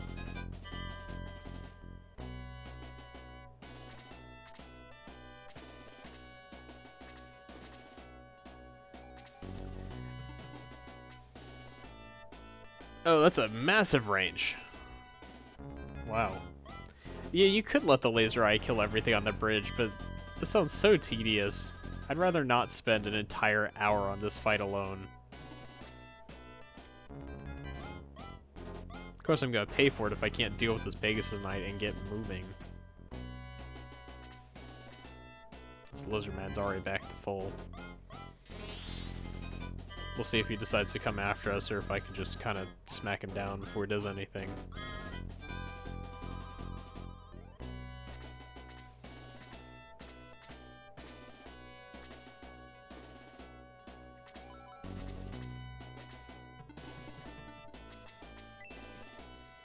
Someone's gonna have to heal Diana anyway, so might as well let Gong finish this off.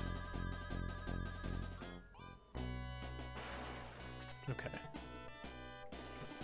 We'll move there, so healers should still reach us. It's a change of range from real life. How many times have we seen someone throw a javelin in the same range? Someone can shoot an arrow. Maybe I mean, point taken. Point taken.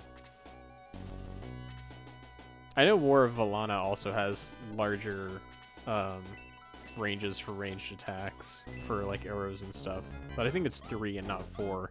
4 just feels like a lot, but I mean, maybe it works fine with the rest of how your mod's balanced. Do enemies have the same range, I assume, like your Dark Elves and stuff?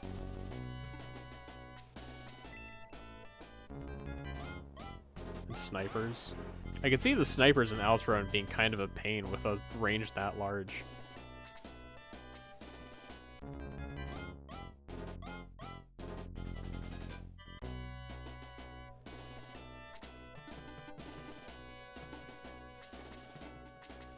Need this Lizard Man to die. Almost.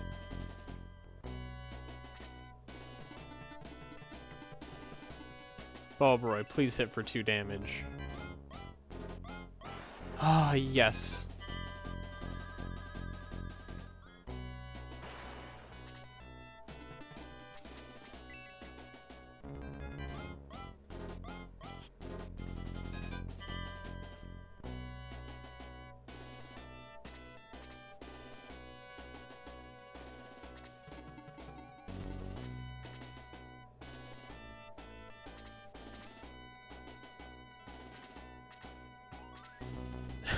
That does sound like a bit much.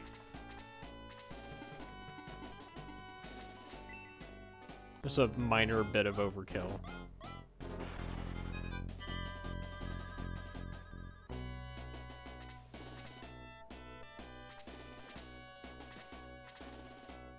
I've tried to do weapons with AoE damage before, but it just feels like AoE is so strong in this game that it's too good to put on regular weapon.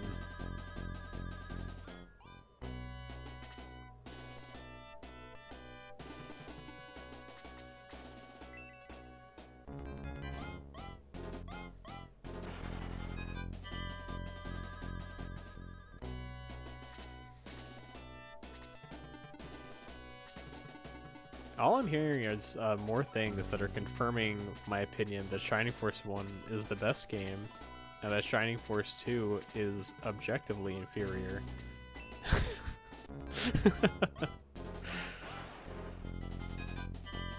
12 damage. Low's got that big smack. HP by 1, MP by 1.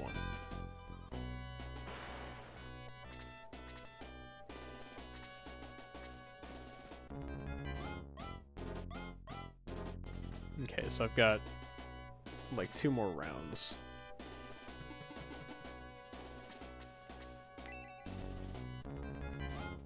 I mean, Dark Dragon has magic. He doesn't really need a long-range attack. Dark Dragon also uses special AI that makes him a little bit wonkier to mess with. He's not treated the same way as normal enemies.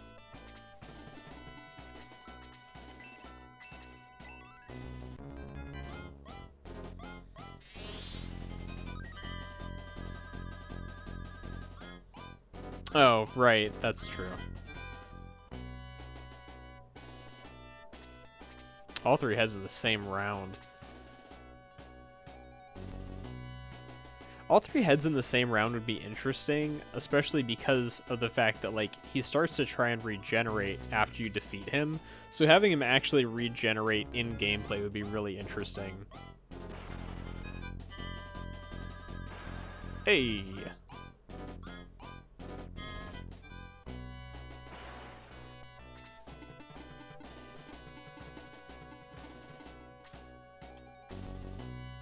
Oh, I can't carry it.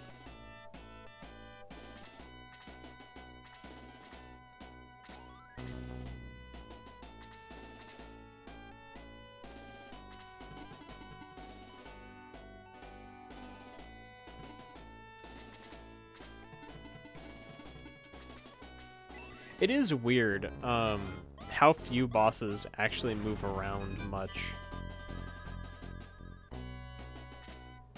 I guess a lot of them do move, but not always when they should. Like, it feels like you have to be in really weird places to make them move around.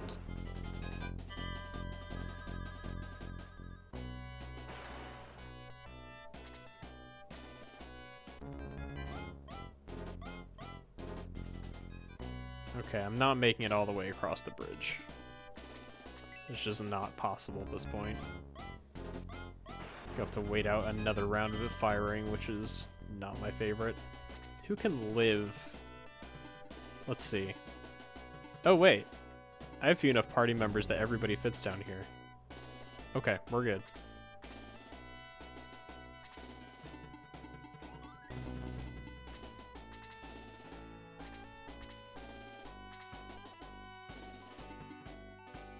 Oh, not everybody. I can't count. How much HP does Low have?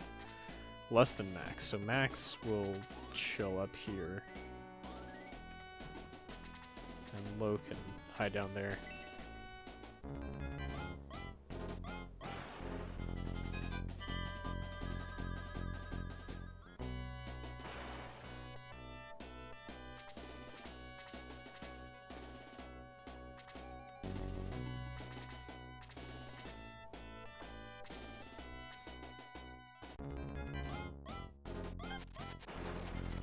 Oh, of course he crits me and I live on 1.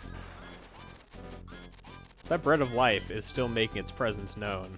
That 1 extra HP has saved me so many times. It's actually absurd.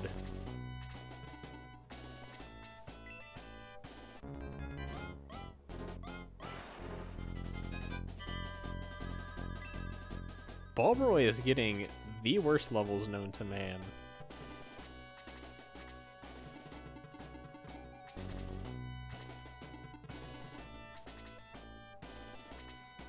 Yeah, the number of times Max has been dropped to 1 is just unbelievable this playthrough. It's always exactly 1 from like full health. It's never like, oh, he took a few hits and ended at 1. He's at full health and gets hit and goes to 1.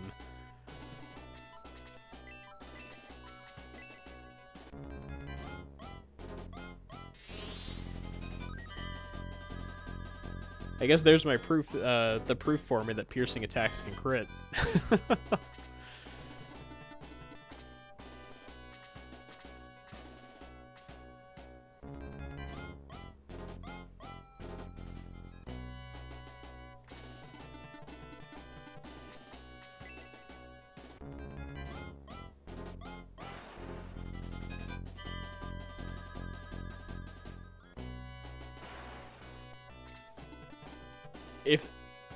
I mean, the laser eye being able to double attack in the first place would be ridiculous. I think the eye beam is not considered a physical attack.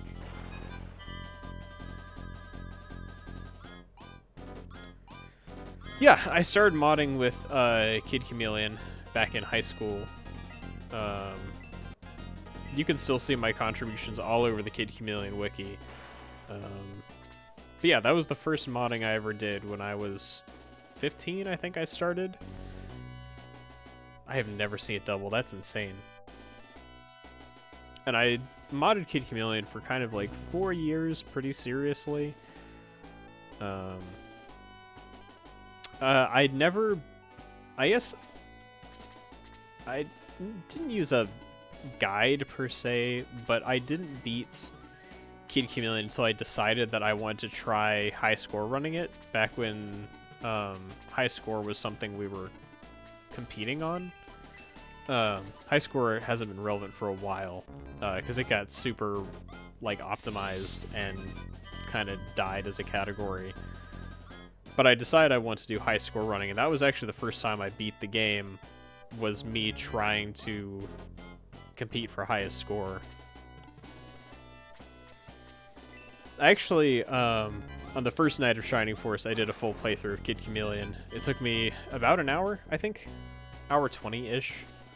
I think that VOD's still up. Not that I think you'd be particularly interested to just go watch a bunch of Kid Chameleon. But I hadn't played it in a few years before that stream, so it was kind of interesting seeing what I remembered and what muscle memory I still had from back in the day when I would speedrun it.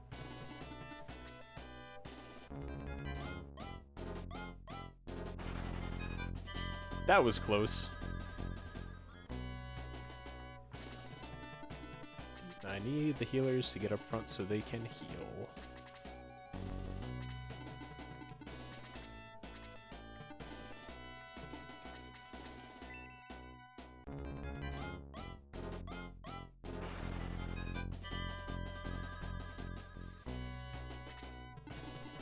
Okay, good. I thought he ran away.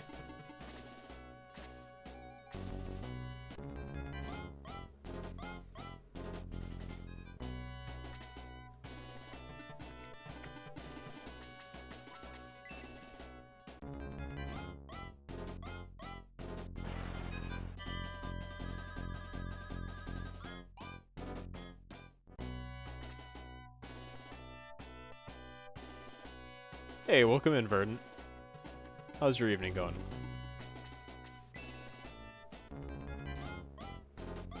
Yeah, it's true. Most people don't get hit by the laser eye a lot of times. Attack by 1, defense by 1, HP by 1.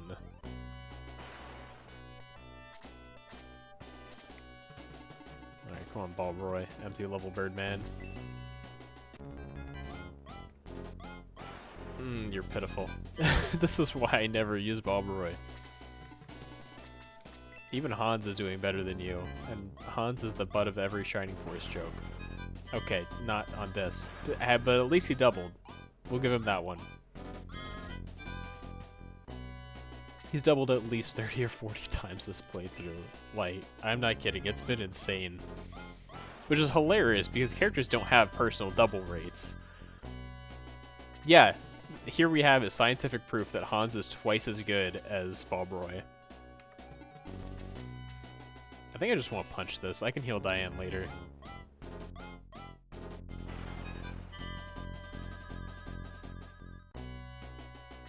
That's fair. You could just keep healing like that. Actually, Lo can heal her. That's fine. Alright, Diane, you're not dying on me yet.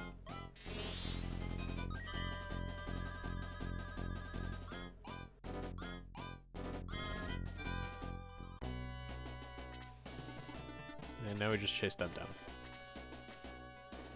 I am excited to get Pele. I'm ready to have a second knight, and Pele is actually on the list of characters I'm allowed to use for this run.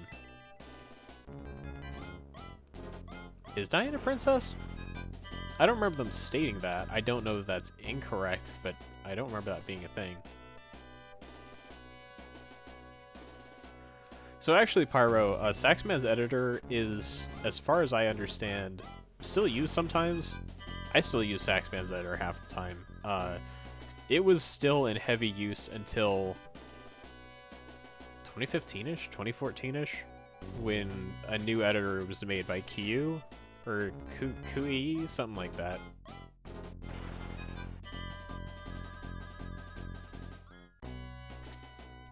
So I don't like No Saxman personally, but we used his editor for years. That's what I built the majority of my mod on. Extra power spears. I didn't. I can buy some in Pao though, right? Defense by 2, speed by 2. Alright.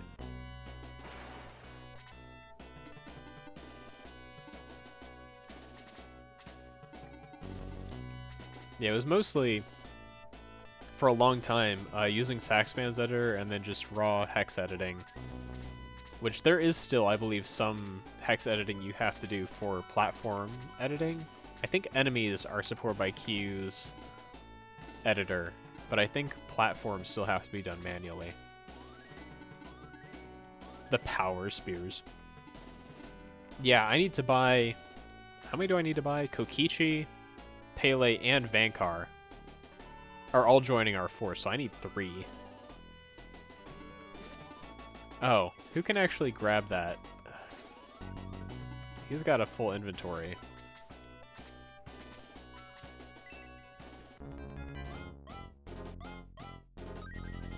I mean, you know, I might as well fill a slot with Jogurt if I have an empty slot. I won't use him seriously, obviously, but I think I have an empty slot, even after grabbing those next 3.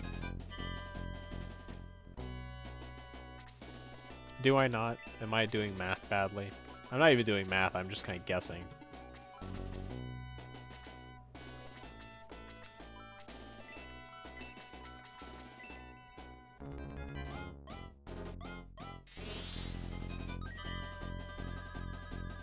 I don't think at this point I'm taking anyone off the force for Jogurt. I'll put it that way.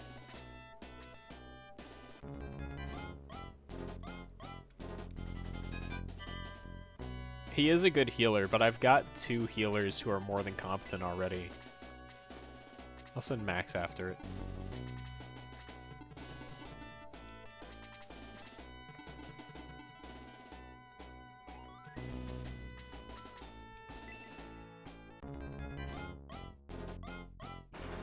I do actually, in my randomizer, I treat Jogurt as a post-promotion character, so he can appear as like a hero or a ninja or something.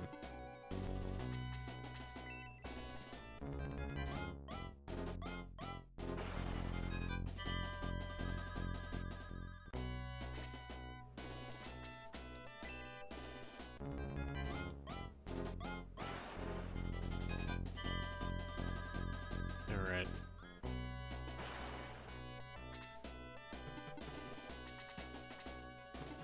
You know what's a crime? That none of the knight enemies use spears. Like, none of them have ranged attacks.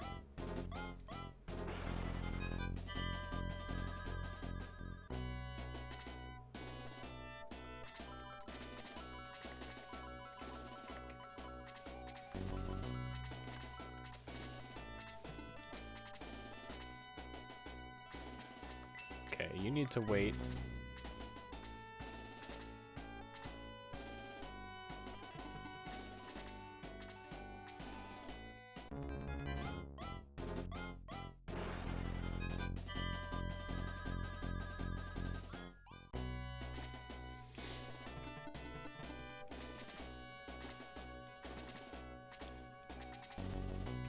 Ordered to get Henri's dress, so we have to do that before we finish the battle. I can get a little extra gone experience.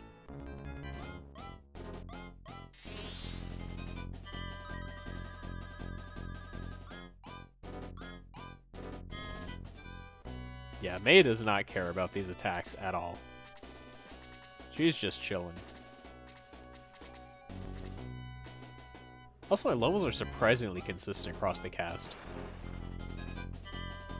I guess that's what happens when you have such a small party. Like, everyone's inevitably going to end up somewhat close together. Alright, now I can kill a knight. Who gets it? Do I want May to do it?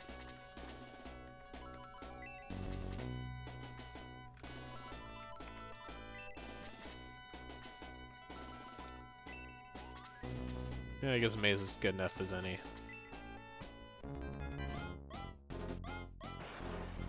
Yeah, I usually skip the dress because I don't like how it looks, but it was requested that I pick it up, so I did. You may have beaten us here, but General Elliot will stop you in Pao. Bam, Pao.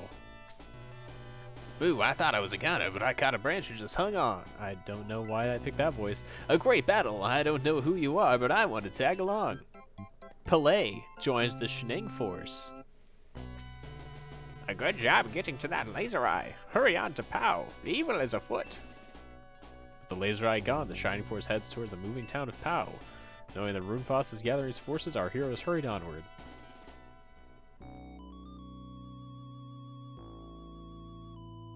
I always forget how short Chapter 3 feels. Do you want to record your exploits over? Sure thing, boss. Chapter 4, the great fortress of Bustoke. The Shining Force reached the Pao Prairie to discover that Pao was a town of wagons. All the townspeople are actually just little wagons. Chapter 5 is Chapter 5 the Ring Reef? Are you Max? Yep. The guy in the corner wants to talk to you, so it's very important. Stop and go, stop and go. This nomadic life is really starting to bother me. Greetings, Max. I am General Elliot of Runefaust. Will you listen to me? Sure. Good, for what I have to say should interest you. Runefaust has been corrupted by Darksoul. He came from nowhere to sway our king. Darksoul told King Ramladu that the world would be his to rule forever. All he needed was the legacy of the ancients, Darksoul claimed. Our king listened. Though I hate Darksoul and his plans, I am a loyal subject of King Ramladu. When we meet next, Max, it will be on the battlefield. Our king is fully under Darksoul's influence. All this warfare is Darksoul's doing.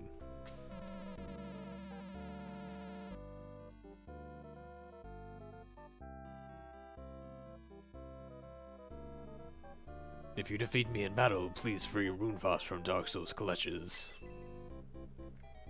Alrighty. Sounds good, man.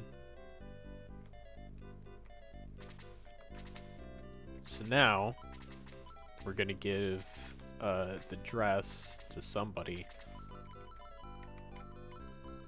Am I obligated to put it on Henri for one battle? Or can I immediately shove it on somebody random? So I listen to you pick it up. I guess you'll decide whether I'll use it for one fight, if you want me to wear it. Otherwise, I'll give it to Gong. Gong can no, I shouldn't give him both. I would fill like his inventory with all kinds of garbage.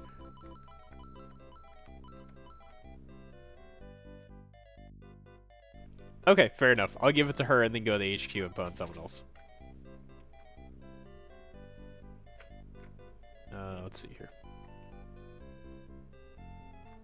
HQ is this one, yeah.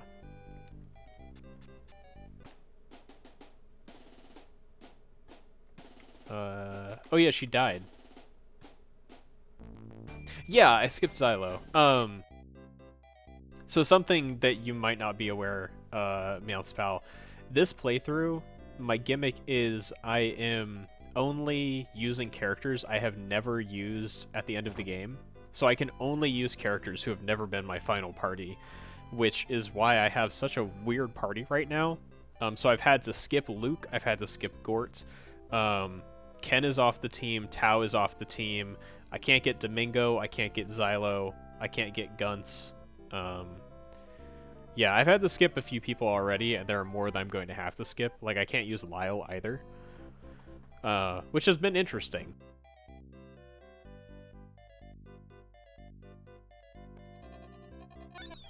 But, you know, it's like, I've played this game dozens of times, so I was like, well, if I'm doing another playthrough, I might as well make it interesting and be like, well, let's use all the characters I never use. My unloved Shining Force. I can have Adam, I can have Blue, I can have Aleph. I can have Joker.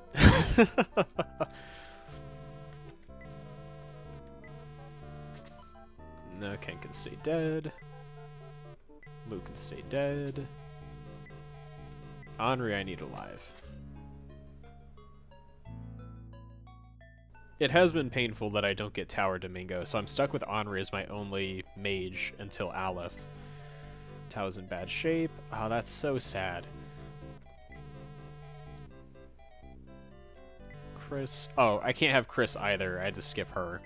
Well, not skip, but she's dead and not coming back. Yeah, I don't think I'm using Adam. I haven't determined what my final force is going to be. All I can say is who is available. I haven't made up my mind what my final 12 is actually going to be because I have more than 12 characters I can use. Yeah. Chris is great, but that's why I have both Low and Gong right now. I can't use Tarasu. I've used him at the end of the game before, so Tarasu is not a character I'm allowed to use. Unfortunately. So I can show you who we've got right now. No, it's all good. I don't have like a list anyone can look at. It's just in my head who I've used. So this is the party we had for the last fight. We've got Mei, Henri, Lo, Gong, Diane, Hans, and the birdmen. So I've never used either of the birdmen. I've never used either of the archers. I've never brought Gong or Lo to the end of the game. I've never brought Henri to the end, or Mei. So luckily, Musashi and Hanzo are both off the table. They're both awesome, so I've used both of them before. Hans would be good if he could get some better stats. Yeah, he's gonna have to go like all the way to 20. Which we're actually doing pretty good level-wise, relatively. We're floating around the 9s and 10s mostly. Oh, I can actually switch out Luke for Pele.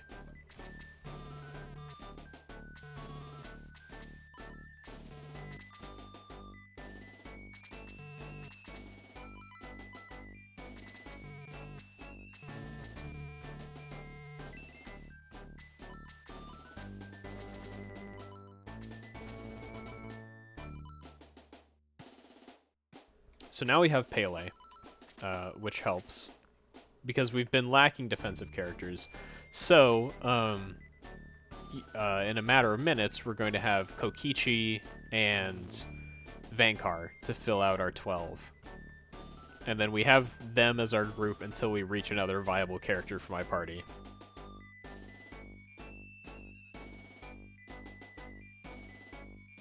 Yeah, I can use Kokichi. That's why I was mentioning we have him. I specifically got him because I've never used him before. I don't like the flying units in this game, generally, so I've never used Kokichi. But I do get him this playthrough. So I need to make sure to buy an extra power spear for him and for Vankar. Which I'll actually buy weapons right now while I'm thinking about it. I don't remember which one it is, though. What's in here? Oh, longsword.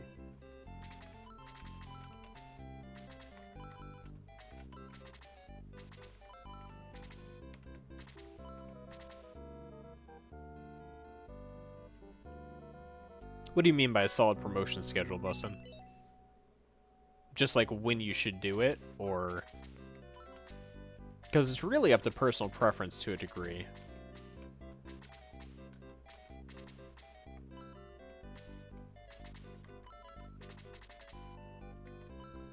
It's generally up to personal preference. The easiest way to tell, honestly, is if you have the SF1 edit Shining Force editor, you can just see the stat curves for everybody. You can tell who promotes really late. Since I've done Shining Force 1 modding, I obviously have that, and I've looked at people's stats before. I haven't, like, memorized them. Yeah,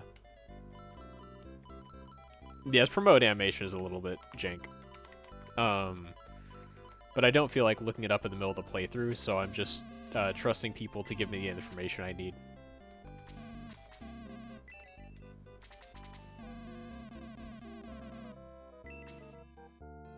Is Mugi's site correct? I know that recently I was looking at some Shining Force 1 site that had just wrong information. I don't think it was Mugi's, I just don't know how up-to-date all of the sites are.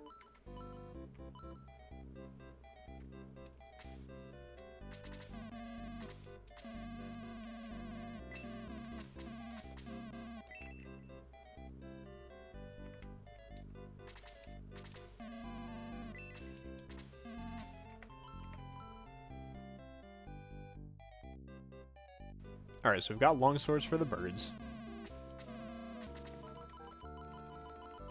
Gotcha, okay.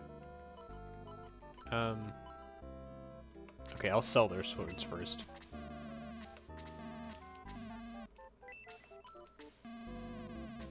I definitely have not missed inventory management.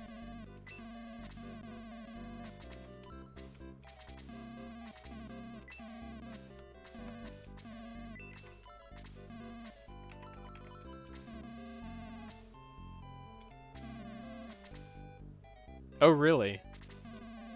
Are they swapped, or is it just, like, totally wrong?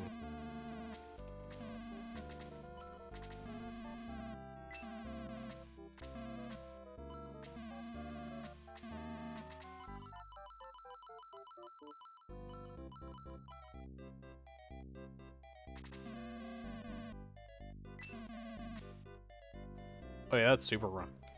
Yes, I can still use Vankar, so I'm buying extra power spears for both Kokichi and Vankar. I'm gonna let Jogurt hold them for now.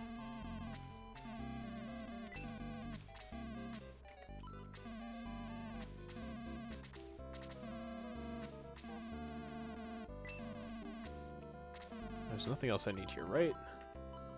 Yeah, we've got power staffs on everyone who uses them. I do want to sell Pele's Lance.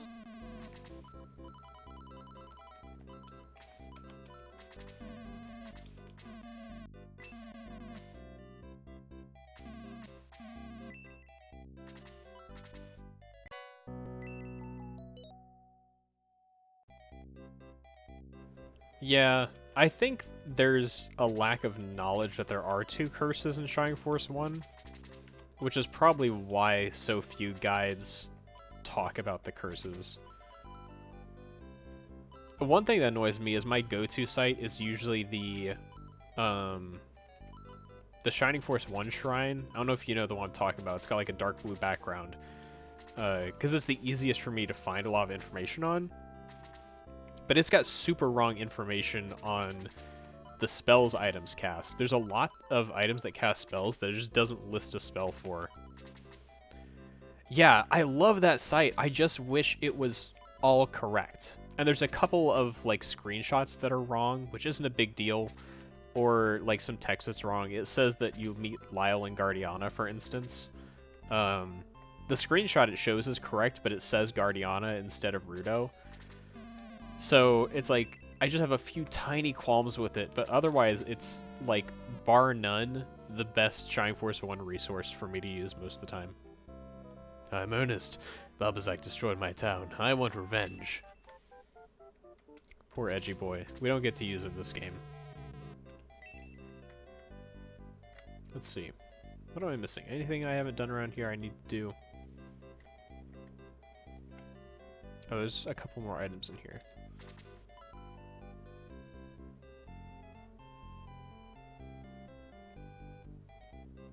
Yeah, I've only really used the Shining Force ones, both for CD and for 1, but it's such a good resource, and I wish they just fixed up the last couple things.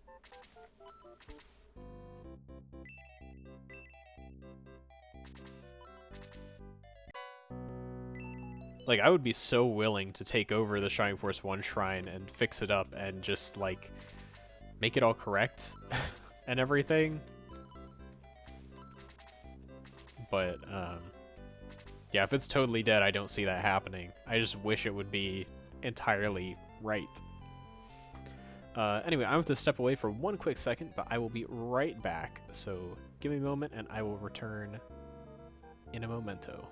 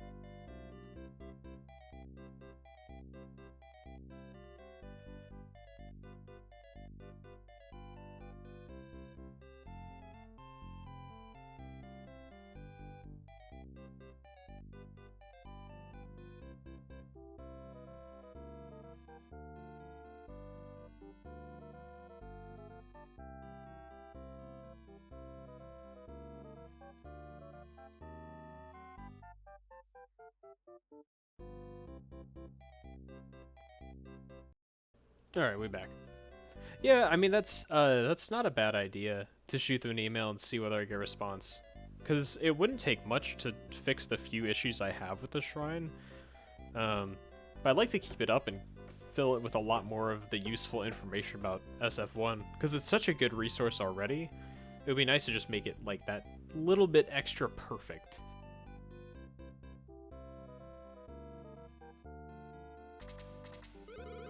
I'm Queen Koron. Have you enjoyed your visit? I think we're ready to leave.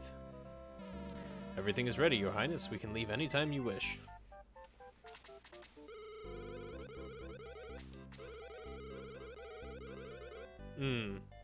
We'll be leaving now. Good luck. Please step outside. It's time for us to go.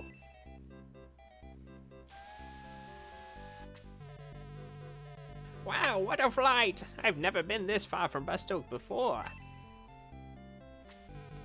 Hey down there, I want to help you fight those nasty Runefast beasties. Whoa, it won't stop. I'll be right back, I think. Just wait a moment. I'm joining up, youngster. I figure you need some experience on this team. Alright, Kokichi. We'll bring you along this time. I'll be at headquarters. The way you phrase this, my favorite human male from this game. Hey, are you Max? My name's Venkar. Did you hear about me and Pao? Good, good. I was pretty famous there, but now I'm looking for adventure. I heard about you and Pao. I'm joining up. No, don't thank me. It's my pleasure. Venkar joins the Shining Force. I'll be at headquarters. I mean, it's true. Like, if you narrow down any category enough, then like anyone can be your favorite character. Like, Joker is my favorite hamster male in this game.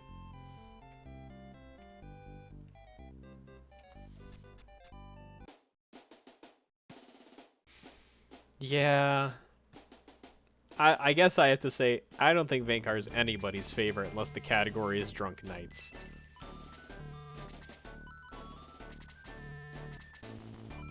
Alright, so we are swapping out Tao. Get out of here. And we are bringing Venkar as well, who is going to replace Chris.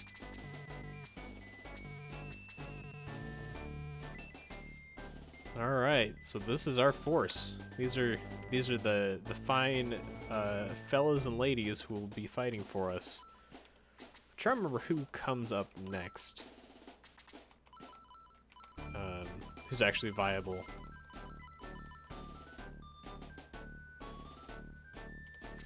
Yeah, he's alright. He's definitely not, like, the best of the knights, but he's far from unusable.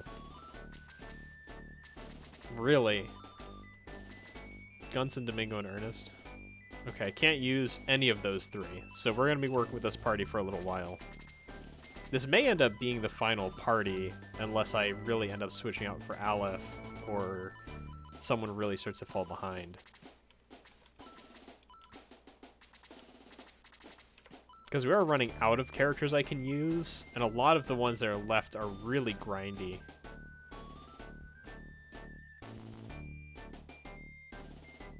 Yeah, I'm not sure how I feel about Blue.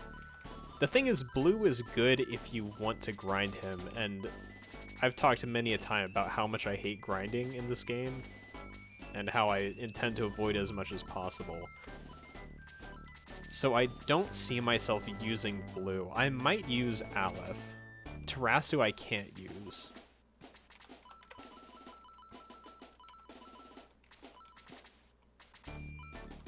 So, like, of those, my options are I've got Blue and Adam. Right. But I don't want to grind.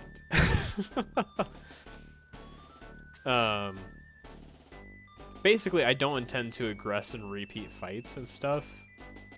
So that means unless I can level Blue enough playing normally, I don't really want him. And with how high level the rest of this party is going to be by that point, it's kind of hard to see him replacing them.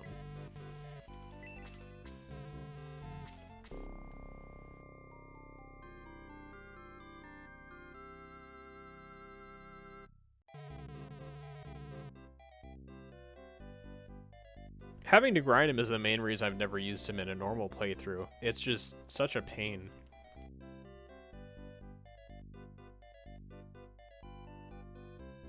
The only reason I'm considering Aleph is because I only have Henri, and without Tower Domingo, having a second caster could be really useful. Even if I don't grind her, just having that second spellcaster makes a big difference, especially with the flying enemies when I need to just get last hits and their evasion's really high.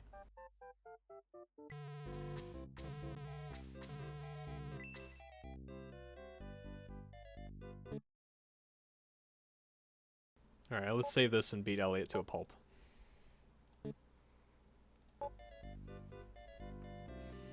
Yeah, the only grindy character I usually use is, what's his face? Arthur. And that's because I have the entire game to grind him. And early enough on, I just give him a few power potions, and he's fine.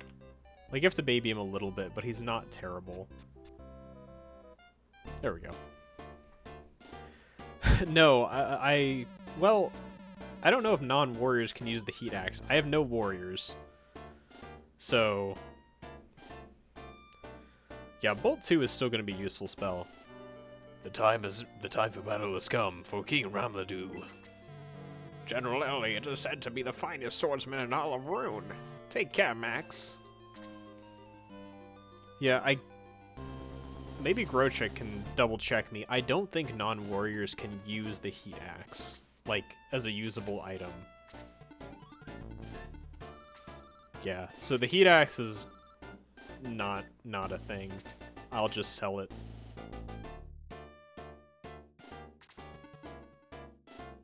Wait, did my ring crack last battle? I'll just not use it this battle and I'll check after. I don't want to have to aggress again.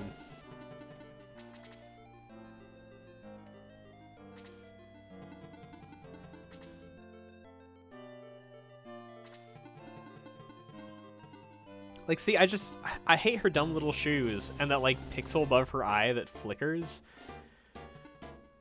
Oh, you're right. I can't fix it anyway. I don't like this outfit. It looks so bad. And, like, she's shaped like a Dorito. Like, I don't know. You gotta do Henri justice, man.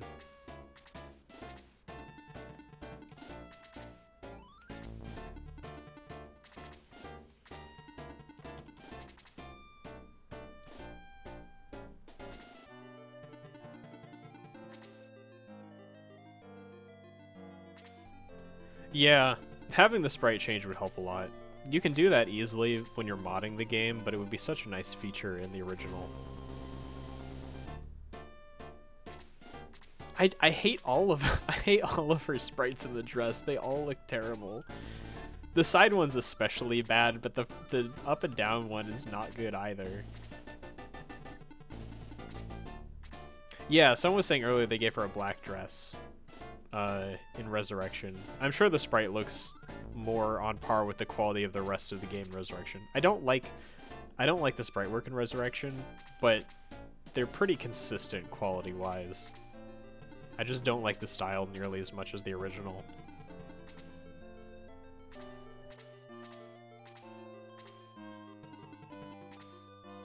That's actually one of the other weird things about the RPG Classic site is it has some of the Resurrection sprites for enemies. Which I don't understand how that happened.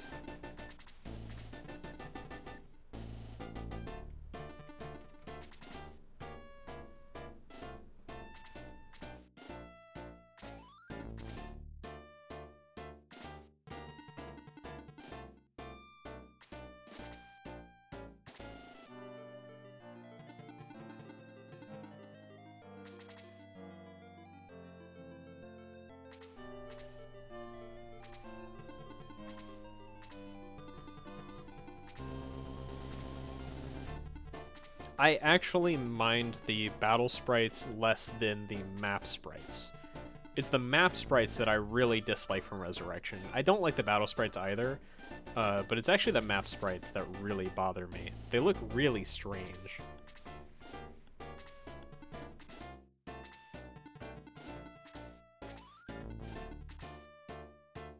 The ones I'm thinking of off the top of my head are the Goblin and Bulbasaur, because I think they're the ones that on RPG Classics have their Resurrection sprites instead of the Legacy sprites.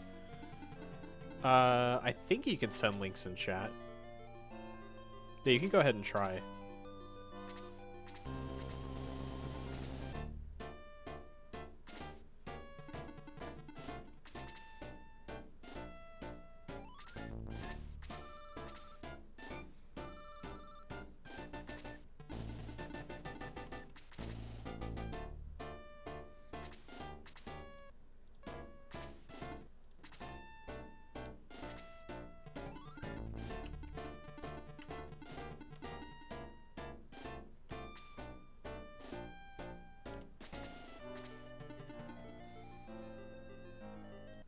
Take a look at the sprite real quick. Oh, yeah, that's super different.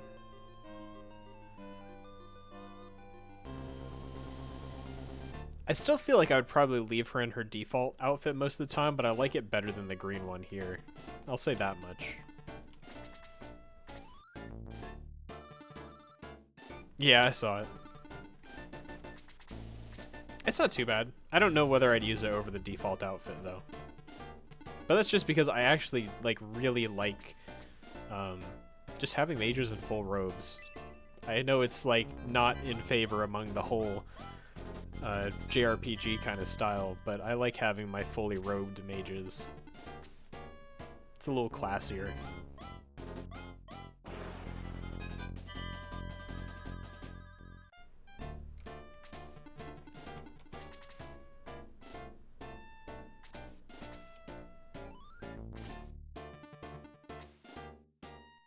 And that's really my biggest problem with the Shining series for Neo and beyond is less the changing gameplay.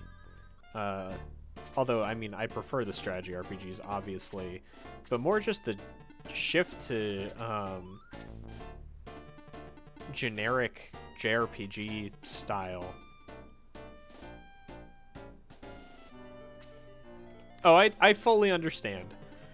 I've just had my fill of scantily clad anime mages, I guess.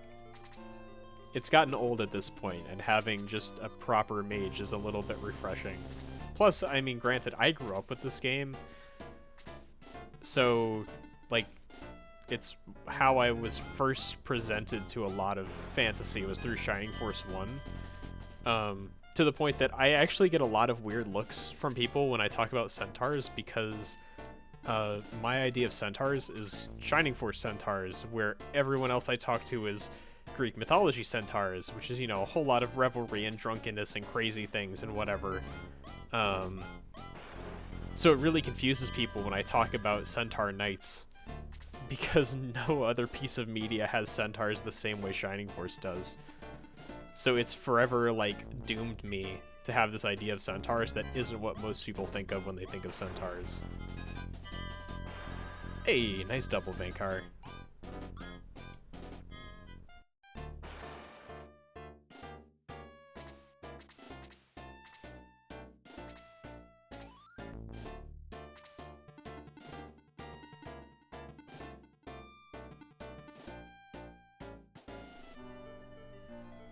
Possibly? I'm not familiar with that piece of media.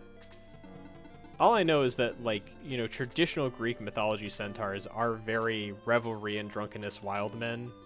So people who think of mythological centaurs are correct in that being the normal ones, but it's not what I think of when I think about centaurs.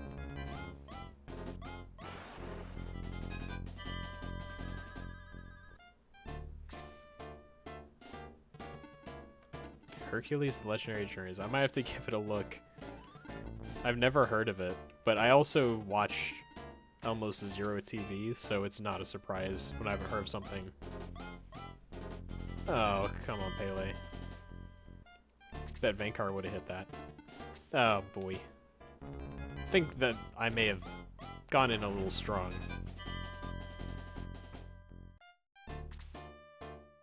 Beastmaster I've at least heard of. I don't really know anything about it, though.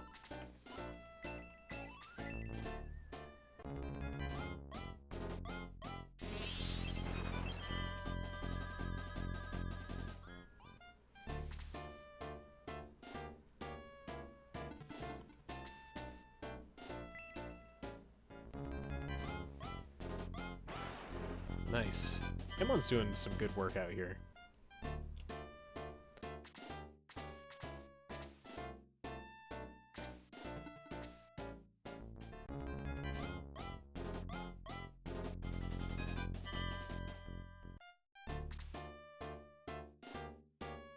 Alright, Vankar. Let's finish this one off. Nice. Alright, Vankar is definitely doing some good work. Very glad to have him. I don't think Gong kills, but he does some damage. 6 is not bad. Diane can probably finish it off. Come on. Nice.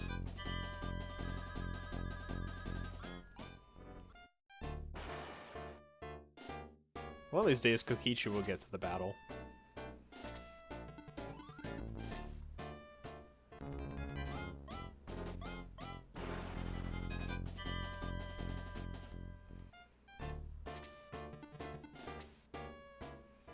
Alright, don't do too much, please. Man, Amon is being a fantastic dodge tank. Man, there's nowhere good for you to go, Hans. I guess he'll just help with this dude.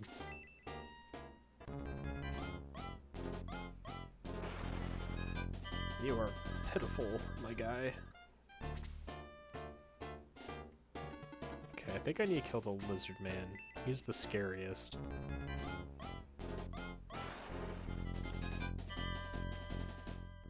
Is he the one with the heat axe? Who has the heat axe, actually? I need to watch for who that is, because they're gonna hit like a truck.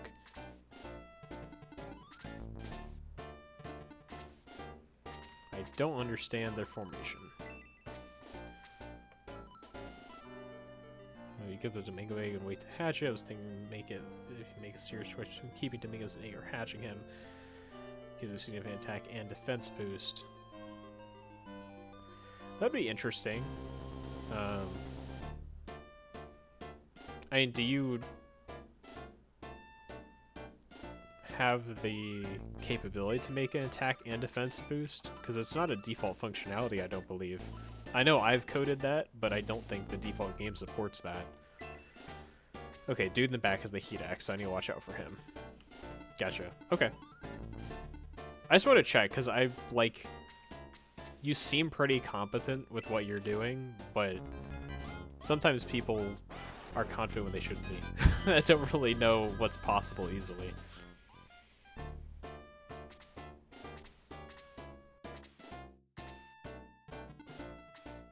Oh boy. Goodbye, Balbroy. Or dodge. I made, I never finished the mod, but when I was messing around with ASM stuff, I created a unique weapon for Adam that would swap his attack and defense stats. That I was pretty proud of. Yeah, that's the way to be, Giant Rocket. He looks delicious.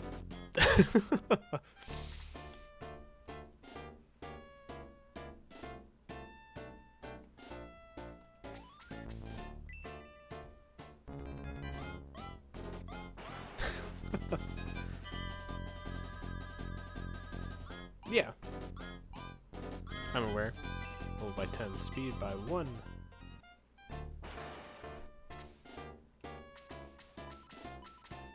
Okay, I need to kill the one with the heat axe. Keep changing targets.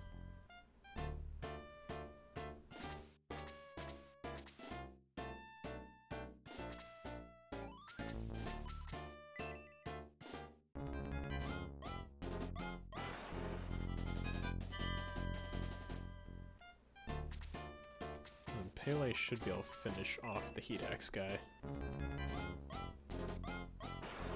Nice.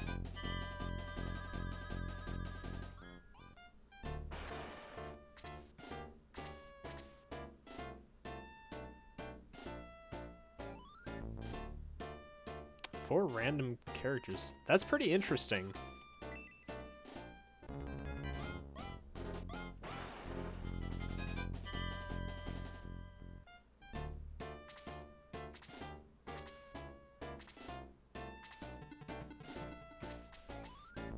Oh, I probably shouldn't get that far out this damaged. No, you were in a terrible place. Will you level from this kill? If she'll level from it, then it's worth. No, it's not worth. I really want to hit that Groot, but Pele's taking... No, not even Pele. There's just no spot to get her in right there. Yeah, Amon's doing fantastic. Balbroy has been profoundly disappointing, but Amon is awesome. Kind of regretting not using her in my previous playthroughs.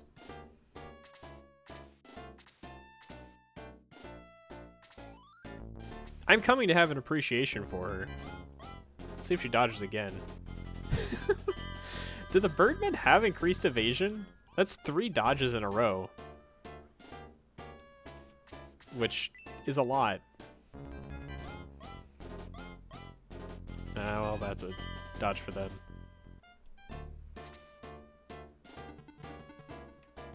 I believe Syrah said earlier that Amon gets better increases pre-promotion and Balbroy gets better increases post-promotion.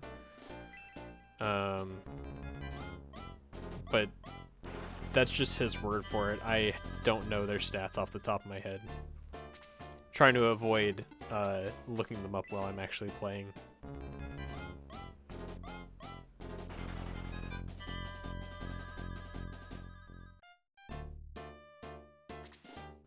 Gotcha.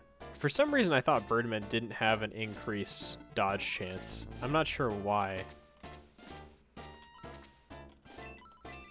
I think what I'm thinking of is I was surprised that wizards don't get any magic resistance.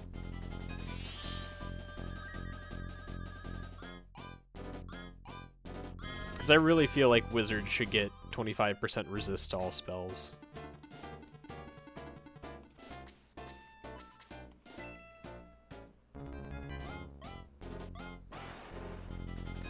Well, in ROTDD, Arthur gets magic resistance, so a high-level Arthur can just solo entire fights, because his stats are still the best in the game, and he gets, like, you know, 50% magic resistance, so he becomes absolutely nuts. Like the Dark Soul fight, I literally just soloed with Arthur. Man, I thought that would kill.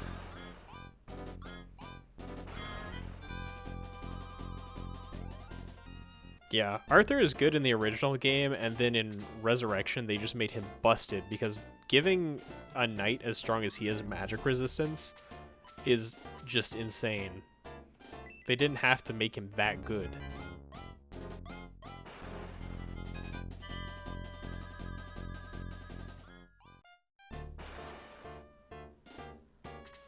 The only thing I wish is that he got his spells earlier, but that's really such a small thing if you're going to be leveling him anyway. Like, if he started with a Blaze and even just like 4 MP, he would be so much better. HP by 2.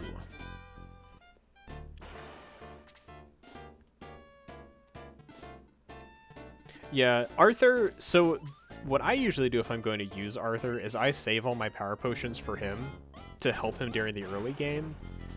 And it makes it so you have to baby him less later if you let him get some good experience early on. You don't have to save them all for him, but it does make it a lot easier to level him at the start. Should be a level for Balbroy. Speed by 1. Balbroy has been terrible.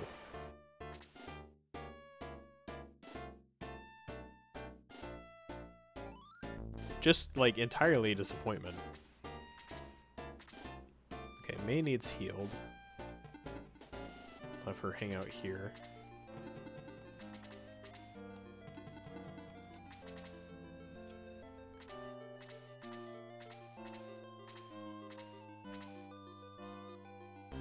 Yeah, using the power ring glitch makes a big difference. I don't usually use it in my playthroughs, so I don't have that luxury usually, but I can usually make him usable with no grinding, like 0 aggressing and without abusing the power ring. I'll give him the power ring, but I can usually make him work fine without having to aggress at all. It takes some doing, you have to set up kills for him, but it's not that bad. Everyone usually deals low enough damage at the start of the game, you're naturally getting situations where he can clean up an enemy.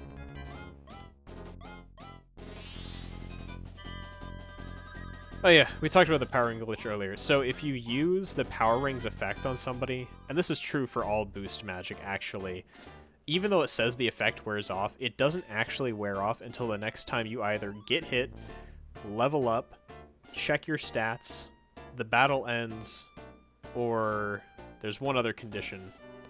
But basically, as long as the game never needs to update your stats, you just keep that plus 15 permanently. As long as you're not getting attacked, it effectively means you just keep it until your next level up. Or heal, that was the last one, thank you. So as long as you just keep attacking and don't get hit, you've got it until you level up, basically. Which is really strong. Attack by 3. The person who is under the effect of the power ring. If any of those things happen to the person who is under the boost effect.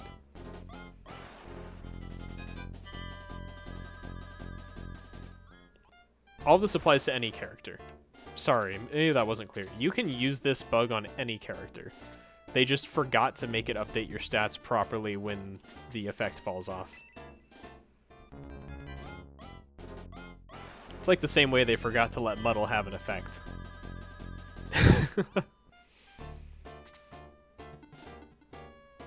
Oh, really? So boost actually doesn't work, it's just the ring? I didn't realize that. I thought they were the exact same. What makes them different? Because they use the same effect as far as the editor is concerned.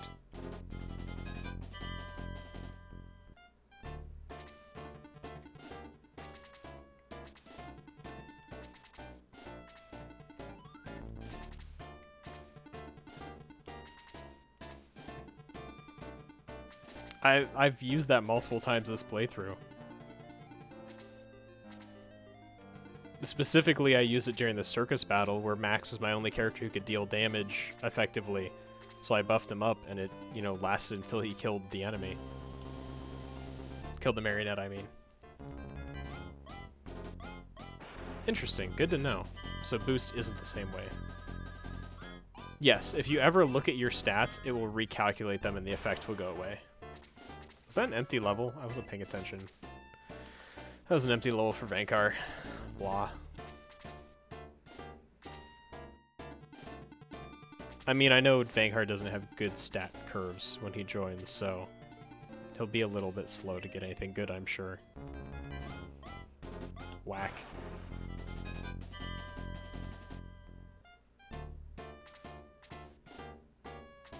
Yeah, after it says effect wears off. You can check your stats before that. It's just anytime after it says the effect wears off, you'll lose the effect for real. So like, I attacked under the effect, leveled up, and then it wore off, and I still had the effect because I leveled up before it was supposed to wear off. So it's only if any of those things happen after the effect says, you know, it's done. Let's let the knights approach me.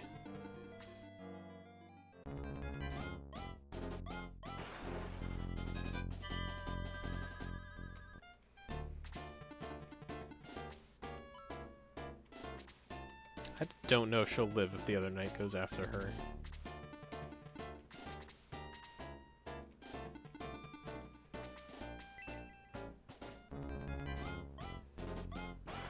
Nice.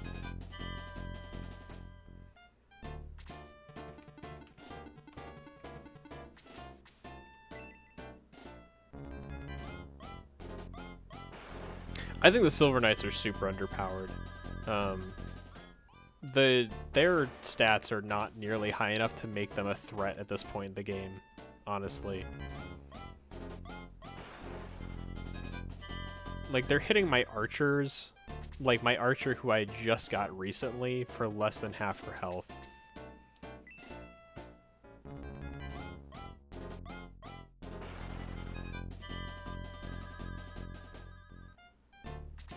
Because what are they equipped with? They've got bronze lances. Like, they still don't even have steel lances. For some reason. No steel lance, no power lance. Or power spear. Like, imagine Silver Knights with power spears. That would be a threat.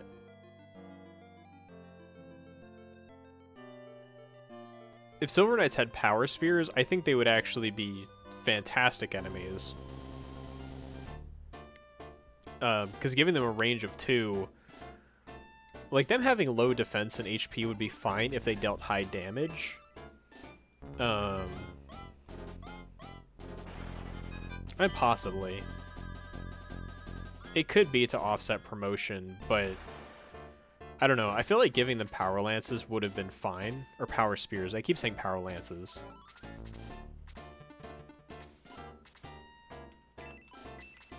Yeah, I think you guys are probably right. It just doesn't work that way in practice, it feels like.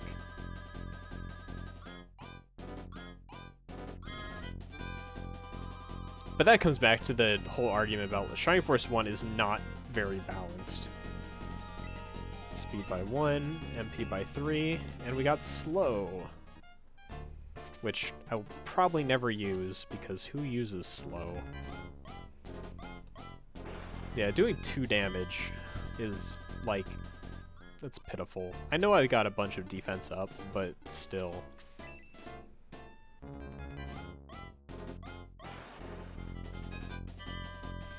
At least slow works. Like, at least it functions, unlike Muddle. It's just bad. Status spells in Shining Force 1 are just all terrible, aside from possibly Shield and Boost. Quick, I guess, like, maybe has corner cases. I don't remember who mentioned that, like, using it during the laser eye fight. But, like, generally, you're only going to use Shield and Boost. And Shield is a maybe. I feel like a lot of people forget that shield exists. I forget that shield exists.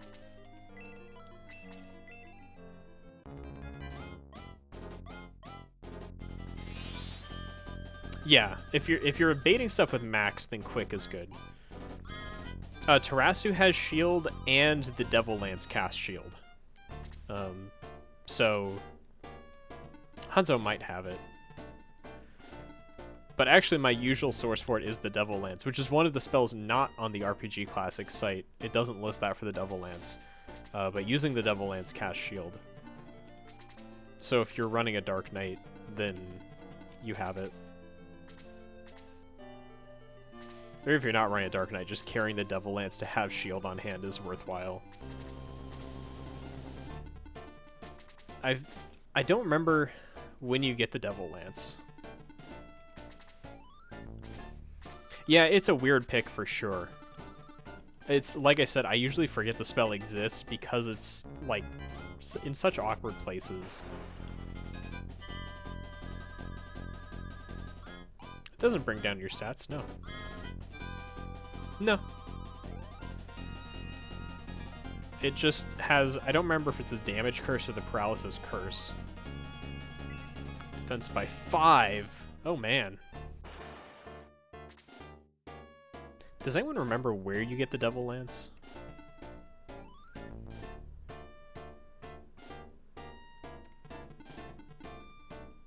Are you sure?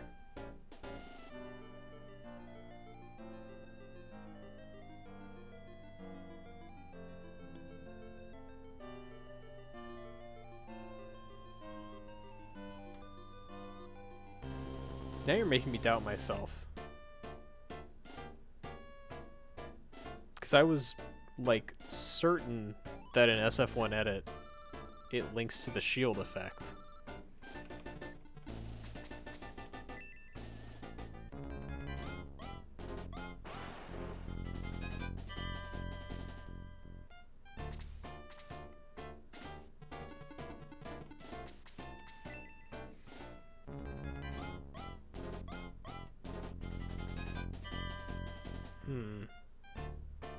I'll have to look again later. I was, like, certain that that was the case.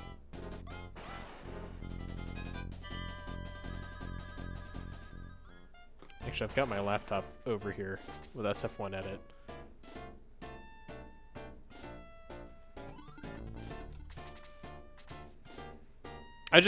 I'm gonna feel really bad if I'm actually wrong, because I've told that information to a few people.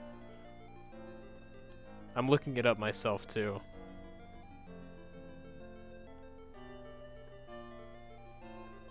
Items, Devil Lance. Use effect 34.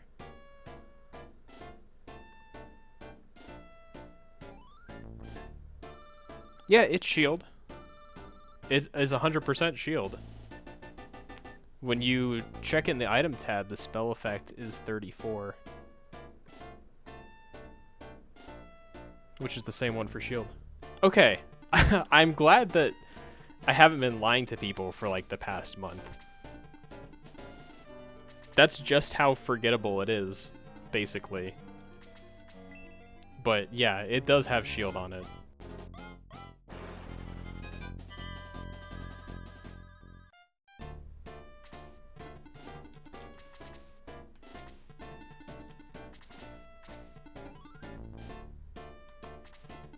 Anybody can heal for a little bit of experience.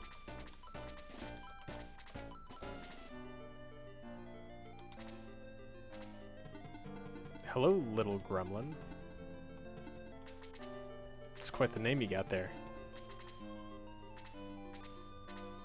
And Ellie's just gonna stay around, let me throw things at him. Yeah. I think it's frustrating because Elliot can move, he just almost never does.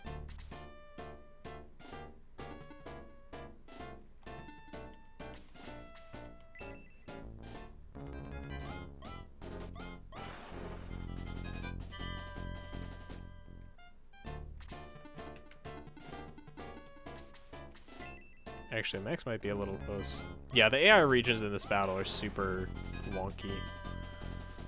I've definitely looked at this battle's AI before. Yeah. And most people don't need to go around to the right side of Elliot.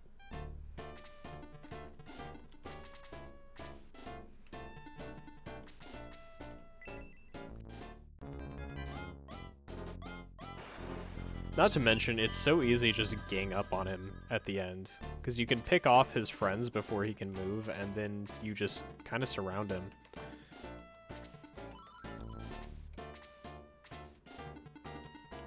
It's fine if I trigger him. At this point, he's as good as done anyway.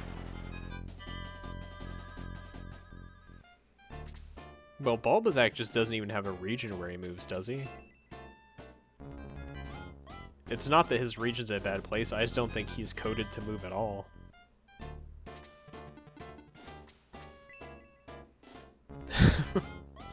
I know. Oh, well, now he's dodging everything.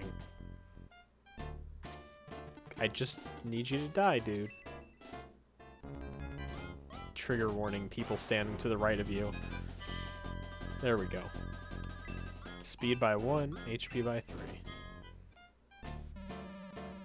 Perhaps you have the strength to rescue King Ramladu and Runefast. Stop Dark Soul. Promise that you will free Runefast known as Protectora before Dark Soul came. Elliot was a great warrior. Too bad he was our enemy. But look, the traveling town of Pao is coming up again. I love how Elliot attacked 0 times before he died.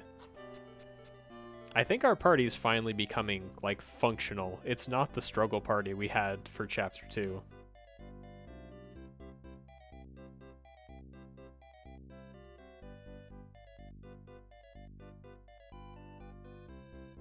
Okay, did anyone die? I don't think anyone died. Nope.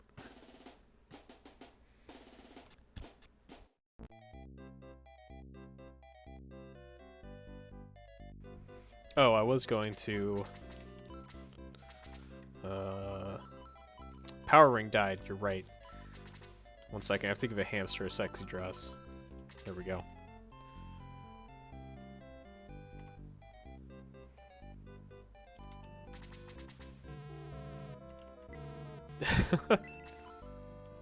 I honestly... Not raise. I meant repair. You're not a repair... Why did I go to the church to repair my ring? I want to renew my vows to boost.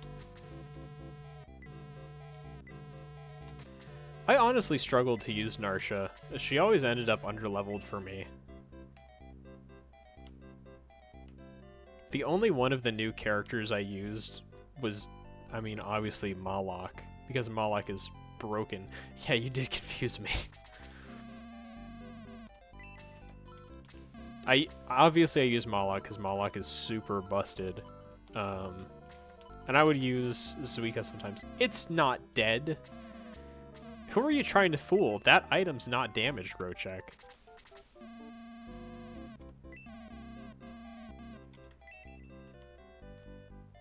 I can't believe you would prank me like that.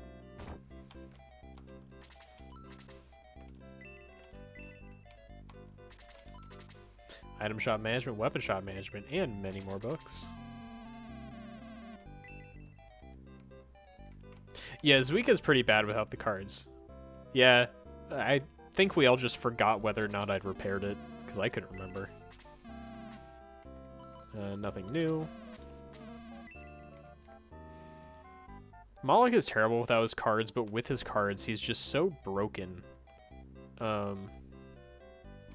Wait, why is Guns here? I didn't even talk to him. Well, I can't use him, so... See ya, man.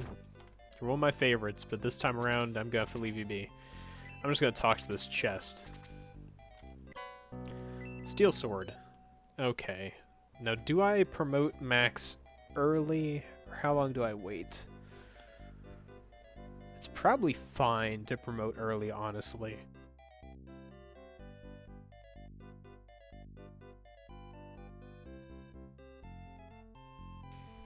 But the item management is part of the challenge. Nah.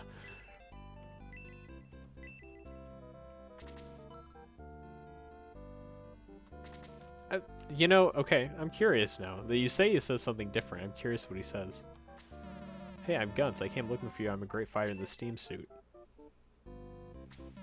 Look at these moves. The old doc finally got working. Oh, he just has like an added different message. Weird. Holy headquarters. Well, I guess now I've got the armadillo.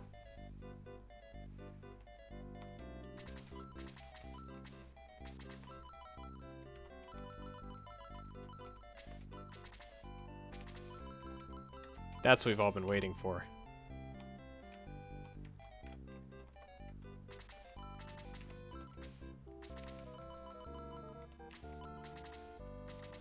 Let's see. Do both my healers have full items still? Yeah, no, I don't. It doesn't violate the challenge, because he's not on the party anyway. It's just less people to scroll through.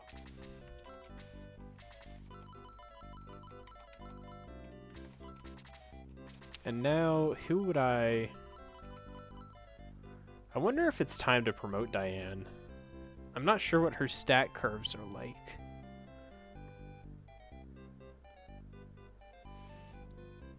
Or Hans. No, Hans needs to go to max level. So if anyone's promoting soon, it's Diane. I'll let her hold on to that.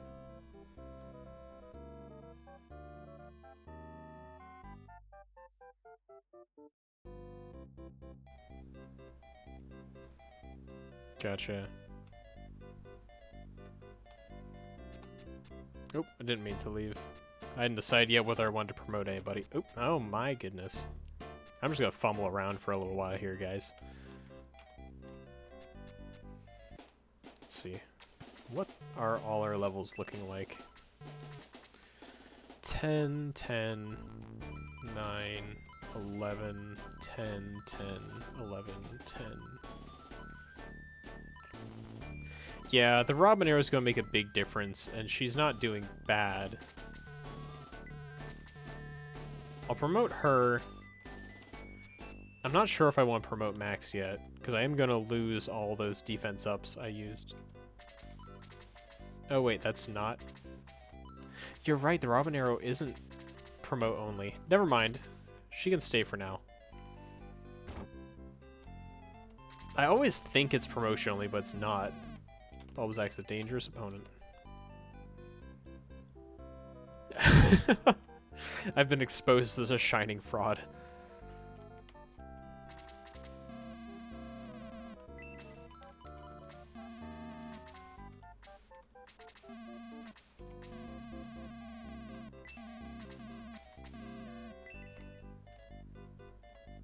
Okay, I guess I'll save, and then it's time for Uranbatol. Now that's the end of Chapter 4, right? The Bulbasaur fight.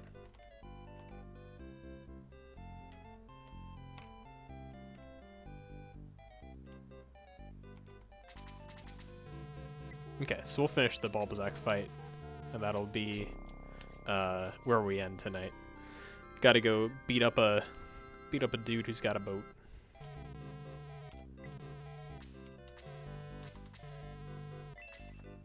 Like we said the other night, like, this is, or not the other night, this was on somebody else's stream, question mark? Shining Force 1 is a long and convoluted story about trying to get a boat. There's at least, like, 3 boats involved in this story, and we're always trying to get one. Oh, right, that's 2 battles away. I keep forgetting there's a battle here. I forgot that earlier, too, when I was watching somebody else's stream. Why do I always forget this fight?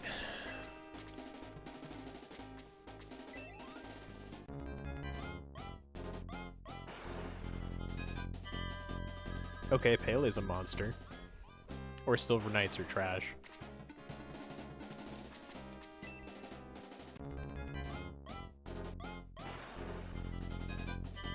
I'm trying to remember how it goes down in Resurrection. What happens before this battle?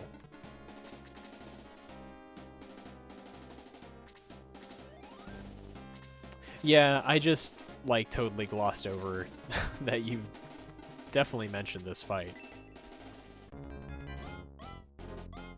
Oh, that's right. They have the dynamite, and then you actually, like, blow a hole in the wall. That is kind of cool, because it sets up for that front being destroyed this way. I will say there's a lot of things I don't like about Resurrection, but that is a nice touch. Because it makes a lot more sense why this is damaged.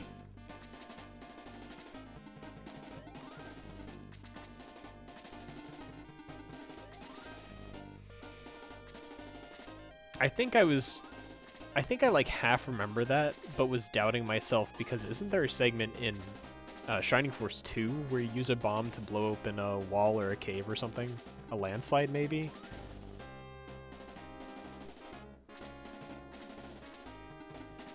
I don't know where the Kenji is.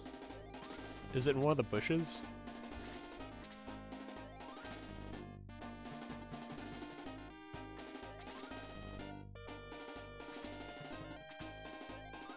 I actually don't know where any of the secret items besides the outfits are, honestly.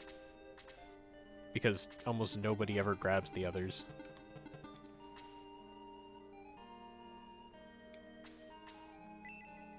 Satellites. Yeah, Max's supernova spell in Resurrection is a little bit of a stretch.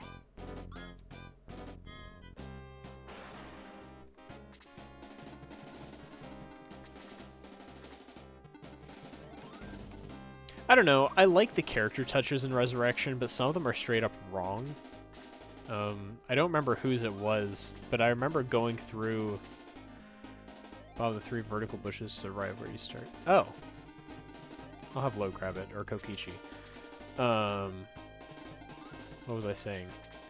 Oh, like some of the character background info just has wrong facts in it. Like, I went through and there's some just like geographical information that's wrong. And stuff that contradicts Shining Force 1 and even itself in Resurrection. So, I don't know. It's like I like the added character development, but it's also I struggle with parts of it that don't mesh with the rest of the narrative.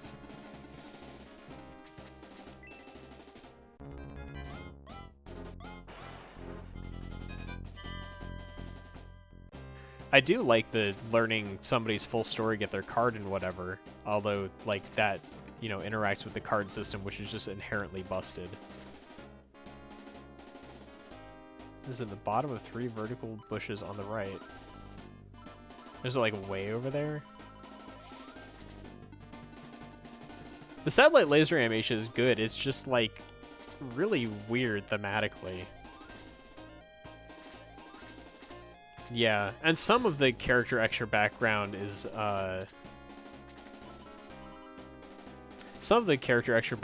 clearly like someone was just like, well, I have to write something, because some of them is good and like it feels genuine to at least some degree, and then some of it is just so phoned in it's not even funny.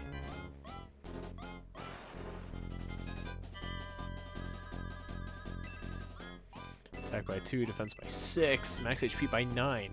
Like, didn't they, in Resurrection, make it so Domingo could only say his own name? Didn't he, like, just say Domingo or something? Or was it Joker? I know one of them got reduced to... Yeah, Domingo is the one. I thought it was, because I was like, he just straight up talks in the original. Why can't he talk in this version?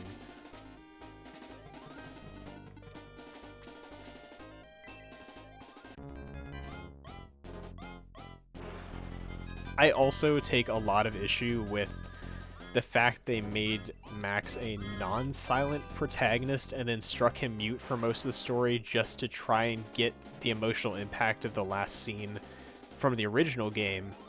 I don't know, it felt so obvious they were trying to get that moment. With the whole, like, Max being struck mute was really strange. I don't know, it was clear they wanted to recreate the emotional impact of the end scene of the original, but the thing is, Max still hardly knows Kane at that point in the story, and it felt kind of silly to me that he would be struck mute by the shock of that for a guy that he just barely kind of knows at that point. I don't know. I really didn't like that twist. I wish they just left him silent. Or left Max as a silent protagonist, like in the original. It felt like they really wanted the emotional impact, but couldn't deal with having a silent protagonist. Right, for sure, but I think even as someone coming into the game, it would feel really weird to have my character speak for most of the game and then become silent for the rest of the game just to speak again. I don't know. I guess, like, I can't fairly judge from the perspective of someone who hadn't played the game, because obviously I grew up with the original and have a lot of nostalgia bias for it, but I just thought it was cheesy, I guess. Like, aside from the fact where it's like they're trying to recreate the scene from the original, it just felt cheesy.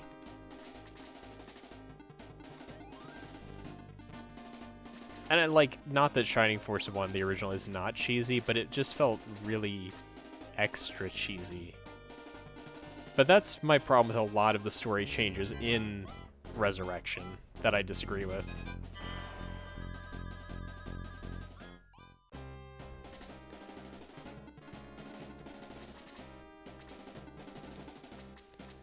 And, like, I totally get that I'm super defensive of, a low blow.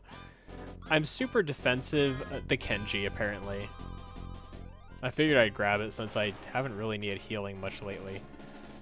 I'm really defensive of Shining Force 1's story because it's, like, the game that introduced me to fantasy and made me want to write, and, like, it was a very impactful game for me as a kid. So I'm very touchy about the way Resurrection changed its story because this story means a lot to me, even though it's not... I can't move any further, right? I'll have to do the next turn.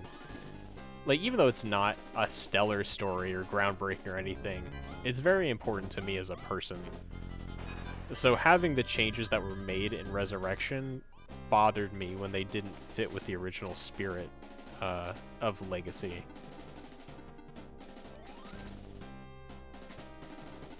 Which is a very, like, subjective and biased way to view it, but it's hard for me to not see it that way.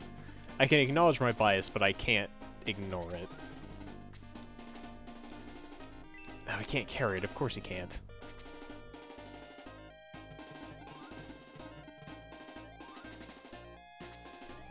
What did I think about it? I mean, it doesn't really matter anymore since it's canceled. I don't know. We saw like a couple trailers, right? And then it got canned. I thought it was cool that we were actually getting some acknowledgement for Shining Force 1 and 2 for the first time in a long time, it felt like. I'm disappointed it got canceled. I don't think it would have been great. Like, it was obviously going to be some gacha mobile game. But I probably would have played it.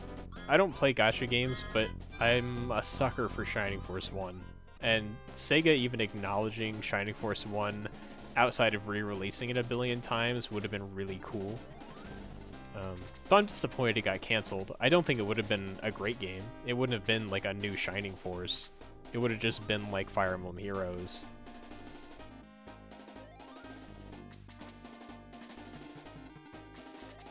So I guess that's the sum of my thoughts. I don't think it would have been a great game. I think it would have been fine, and I'm sad it got canceled. That's about it. Mostly I'm sad it got canceled just because it makes me feel like we're even further from getting real Shining Force content. That's all. Yeah, the visuals did look great. I will definitely hand them that. It looked fantastic. I really love the style they went with. So gacha game generally refers to the genre where you make microtransactions to get random characters. Like, you know, you pay $3 or whatever, you get 5 random characters. And they usually have different rarities, and the rarities affect their strengths. Which it seemed like that's what Heroes of Light and Darkness was going to be, because they were bringing back like the cast of Shining Force 1 and 2. The thing with it is, like, usually there's some amount of quote-unquote you can play for free. I've played 1 or 2 for free, and then, like, usually you hit a grinding wall where you either pay or you have to grind for hours, and that's where I usually drop them. But it was cool to see the idea of Shining Force showing up again, I guess. Like, seeing Max and Bowie again in, like, new graphics and designs that were true to their original designs, like, it didn't feel like Resurrection redesigned Max. It was like, that's Legacy Max, and he looks great. And I would love him to be in a game.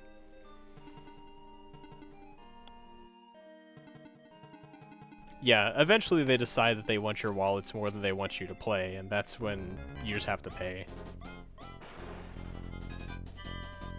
So that's why, like, I played Phantom of the Kill for a few months, which was a gacha game. But, yeah, I dropped off when I hit the kind of pay/grind wall.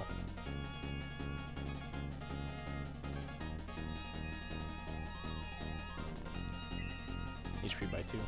Yeah, I think a lot. I mean, any Shining Force fan wants another Shining Force TRPG. And that's why I'm making the game I am, because I want another Shining Force TRPG, and I no longer think we're getting it without the fans making them. So that's why, like, I'm working on my game. That's why I think people should support War of Valana, which is Griffin Blade's project, which is very Shining-like, and is on Steam, and that is a demo you can play for free. It's like 2 or 3 hours of gameplay, and it's great. It's very, very Shining Force. If you've been looking for that Shining Force fix, you will absolutely love it. But it really is a corner of the strategy RPG market that isn't really represented. Everything's being Fire Emblem, and Shining Force doesn't have big name reps right now. That's why I think it's important to support the fan projects that are great, so that, you know, we can have more Shining-like games. Because I don't think any companies are going to be making them for us. We're just going to have to make our own Shining games.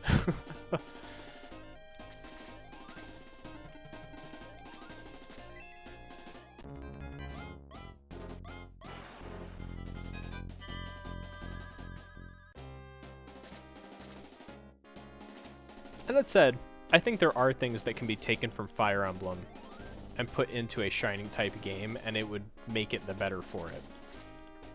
I mean, my game, I 100% took some stuff from Fire Emblem as inspiration, but it's very much Shining. It's Shining with a little bit of spice of Fire Emblem. But I think, like, most games can be improved by taking a little bit of inspiration from another series. So I don't think Fire Emblem and Shining Force have to be entirely exclusive, but it does feel like a lot of things are trying to be Fire Emblem and exactly Fire Emblem.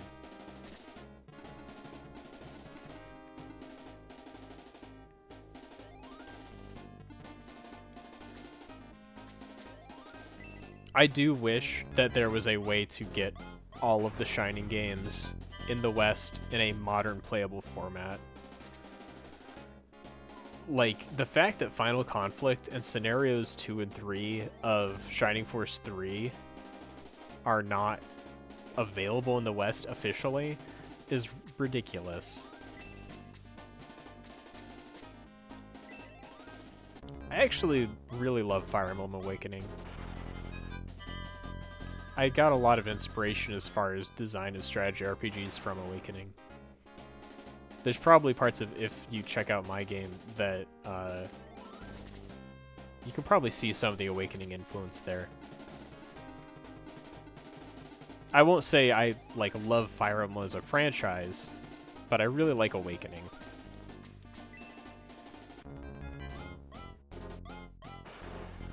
I want to say my playtime in Awakening got up to over 200 hours by the time I stopped playing it. Definitely a game I did multiple playthroughs of.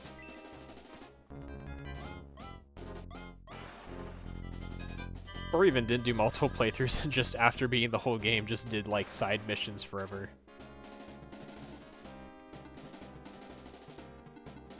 I haven't played Shining Wisdom. I know it's a very different game because that's like an action RPG, right? It's like a top-down action RPG. And it has some of the Shining Force characters, doesn't it? Wisdom is one of the ones I know like almost nothing about aside from that it exists.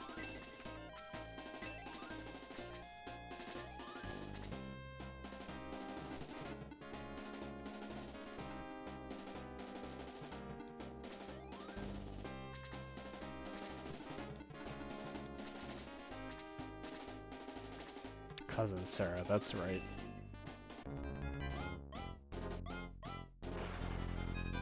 I wouldn't mind playing at some point. I've thought about on stream, maybe trying to play all of Shining Force.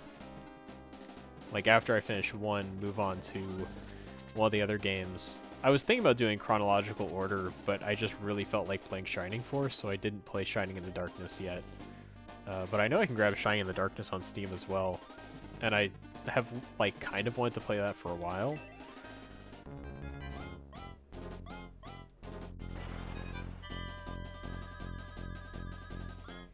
But I know when I play Shining Force 2, I'm going to be really opinionated. I don't want to make all the Shining Force 2 fans mad.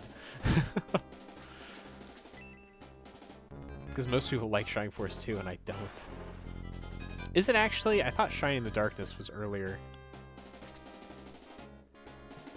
No, you're right, because the Dark Soul is different. You're right.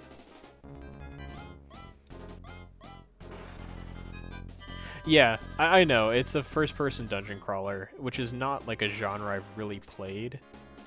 And honestly, it's like, saying it's super grindy, it makes me wonder whether it's worth playing on stream, like if anyone would care to watch it, or if it would be better played on my own time. But, like, I proclaim myself as a giant Shining Force fan, but the only... Attack by one speed one. The only old Shining games I have actually finished is Shining Force 1 and Gaiden 2. Like, those are the only games I've finished. Shining Force 2 I never finished because I just got sick of it. Shining Force Gaiden 1 I just got on the Sega Genesis Mini 2, and I haven't beaten the last boss yet. I am on the last boss. Shining Force 3 I've never played, Final Conflict I've never played, and it's like, eventually, I would like to actually play all the games, so when I say, hey, I love this series... I just got the Genesis Mini 2, which has CD on it, and like I said, I got to the end of Gaiden 1, but I have not beaten the last boss yet. Gaiden 2 I actually played on the Game Gear, on the original version, with the bugged version of Freeze 3 and 4.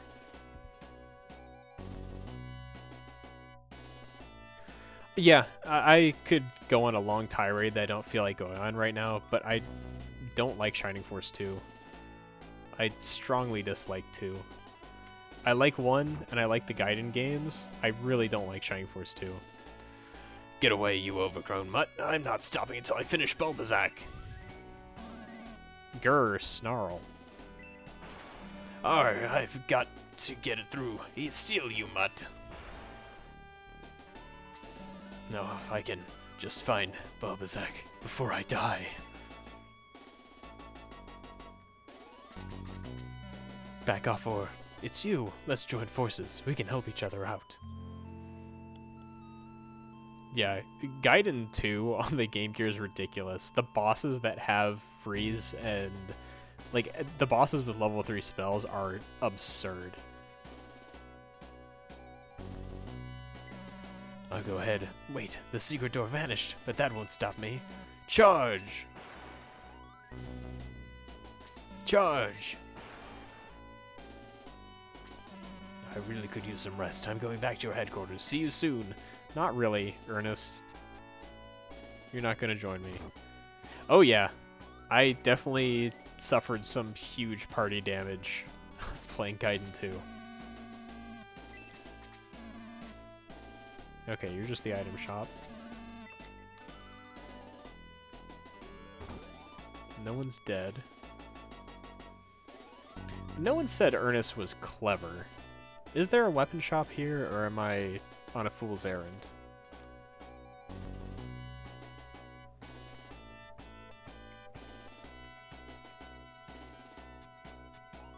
Okay, gotcha.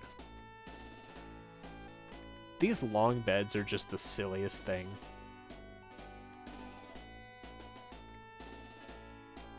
Like, do all the people who sleep in the middle have to just, like, climb up from the bottom and then, like, slide under the covers? It's 1, 2, 3, 4, 5, 6 people in that bed. Like, I feel like that's not gotta be comfortable.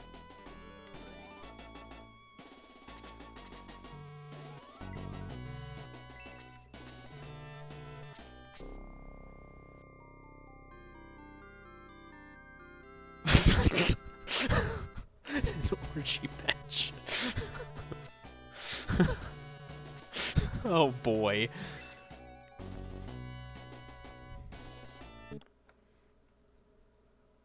Save, save.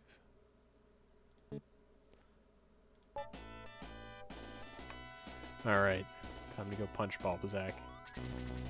If you're Ernest's friend, you must be okay. I'll open the door for you. Alright. Let's do this guy. At last we meet, Max. Soon you and your misfits will trouble us no longer. Yes, that is Balbazak, a commander of the Runefast army. You must destroy him.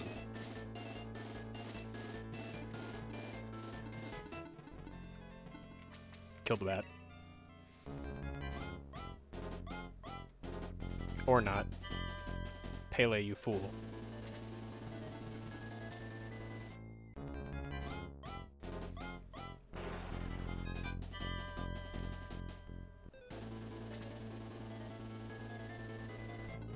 That's a nice touch if people want to, like, do a challenge and not have everyone. Bats, man. No, no, no, no, no, no, no, no, no, no, no, no, no, no, no, bats, man. Bats, man.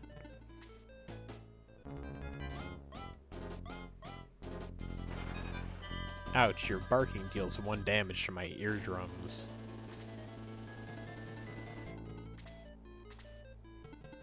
Why are you a dog?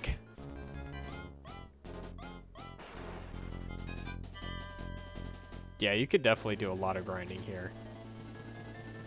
Yeah, I'd still want to find out how we can make Pele not join.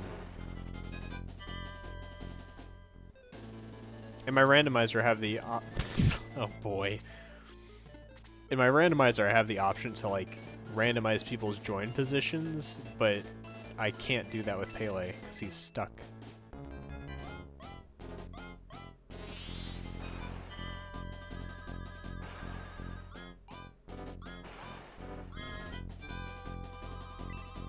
Attack by 1, HP by 1.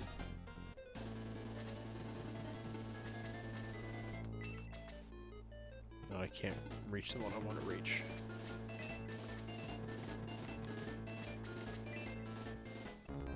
I'm honestly not sure what the best option is at the start.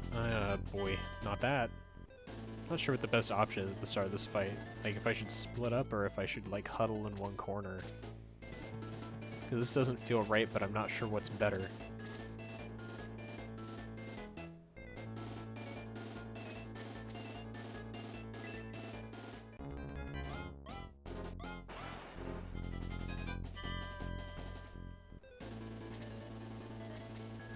Vankar should be able to finish this off.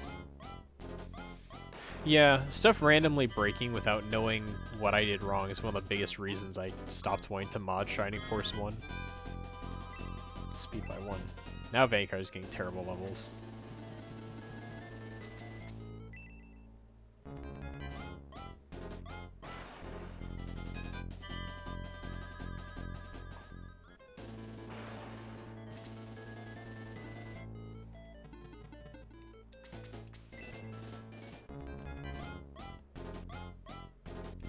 Yeah.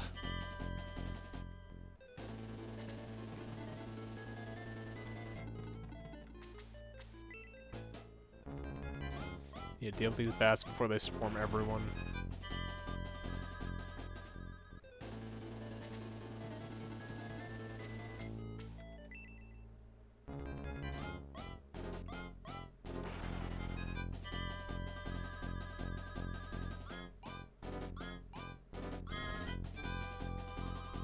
Yeah, that would definitely work.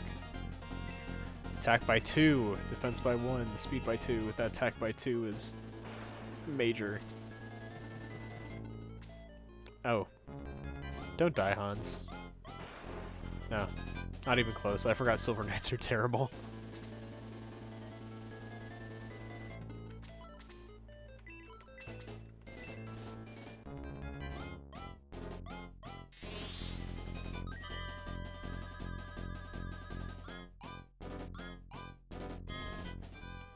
Gotcha. I know, right? That was a good Hans level. It's sad that, like, that's a great Hans level. He's so bad.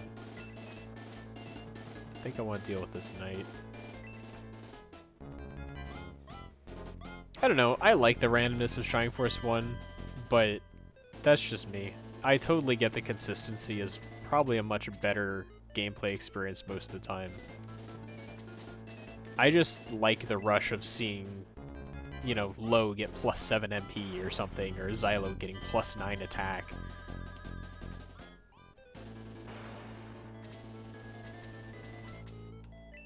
You just don't have that in Shining Force 2, where it's like, oh, 1 and 2 and 1 and 2. It's like, oh, okay.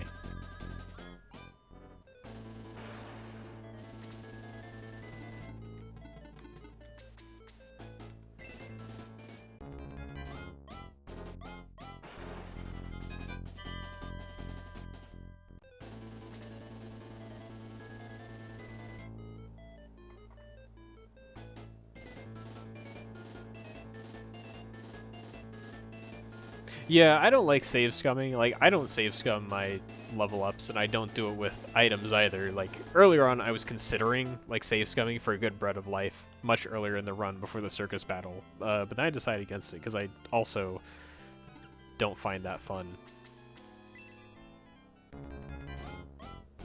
But yeah, I can get preferring consistency. Most of the games I've ever speedrun are very consistent. There's not randomness to them. Oh, thank you, Sideshow Bob. I see. Well, thank you for the follow. Attack by 2, defense by 2. Oh, save scumming for the Turbo Pepper would be insane. This is gonna hurt. Okay, not too bad.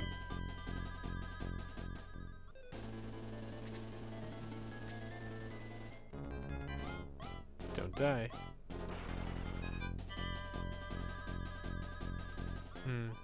I mean, most old game emulation, or most old game speedrunning is done on emulators, so I don't feel strongly about that.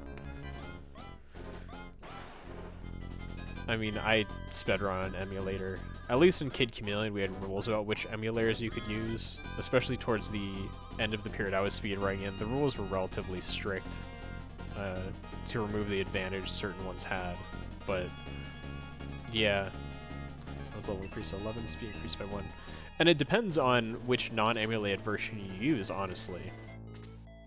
Because most games allow official re-releases, like Sega Smash Pack 2, for instance, for Kid Chameleon was a thing. But we had like a tier list of how fast the load times were on every different release of Kid Chameleon. And we had people who ran on ones with the terrible loading times, but it's, I don't know, we've made a conscious decision to allow all of them. I am really leaning on Amon. I don't, like, it's not on purpose, but she's putting in a lot of work. Amon and May. I'm leaning on May a lot as well. But that's because she was our only real damage dealer for a long time. HP by 5, MP by 4. Oh, goodness gong. I'm a big fan of those kind of levels.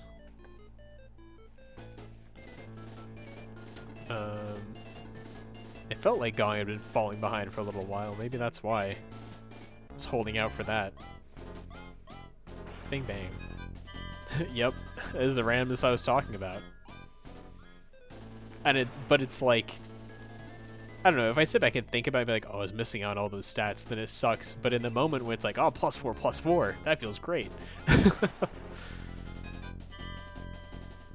And I think that's what I prefer, is the moment-to-moment experience of that excitement. Like, if you sit back and think about it, yeah, it's objectively worse. But in the moment, it feels really good. It makes for a fun gameplay experience, where when I would level up in Shining Force 2, and you just see, like, 1s, it's like, well, that's nice, but it's not quite the same rush. It's not like, oh, this is a major impactful difference to my character. Where every level up in Shining Force 1 can mean, like, huge increases in character viability. Yeah, for sure. Zylo is the same way, where Zylo just gets insane level ups, and it's incredible. I'll move out of range. I feel like a scaredy cat, but I don't want to get hit.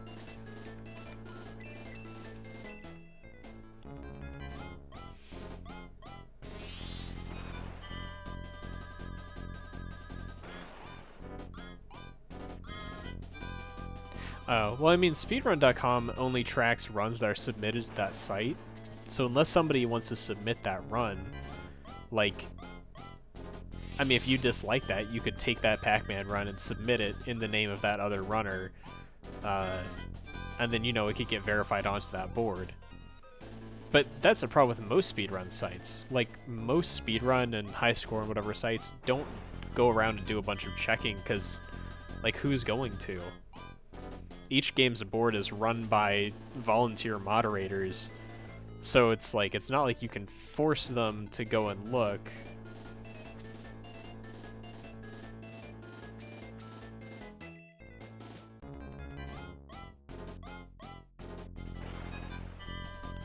It's one of those things where I guess attack by 1, defense by 1, speed by 2. If it wasn't just a hobby, I think it would matter more. But the thing is, like, it's not like there's money on the line for being first or anything. It's just a hobby where if there was a serious reason you needed to keep absolute track of who was the best, then it would probably get a lot more scrutiny, I guess. But since it's just something a bunch of people do for fun and to show off, I don't know. It's the same way where I feel like cheating in speedrunning is so silly because it's not like the status means anything outside of that very small community.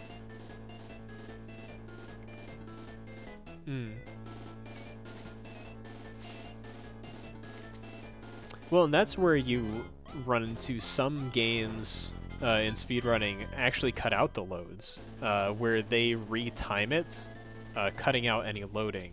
So I know in Kid Chameleon, any percent is timed loadless. Because of those loading differences, they actually cut out the loading times and only retime it with the actual gameplay, which would make things comparable in that sense.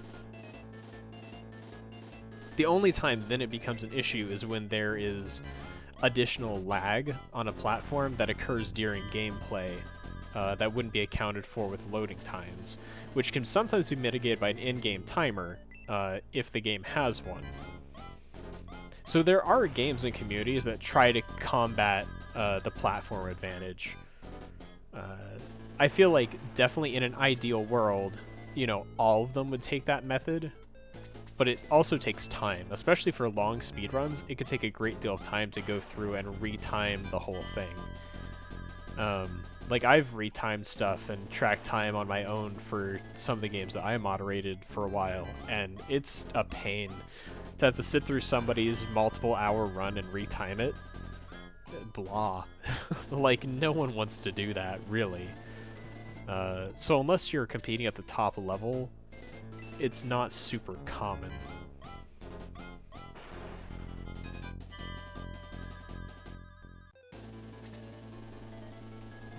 And for a lot of games, it's just not really necessary. Like for Shining Force, for instance, it's not a fast enough run that the load times are making and breaking runs. Where, like, if we were getting to the point where... good luck with that. A program in AI, that is. Defense by 2, HP by 1. It's not quite that simple. Specifically because every game would have to be handled differently, basically. You need a different, like, routine for every single game. I lost my train of thought.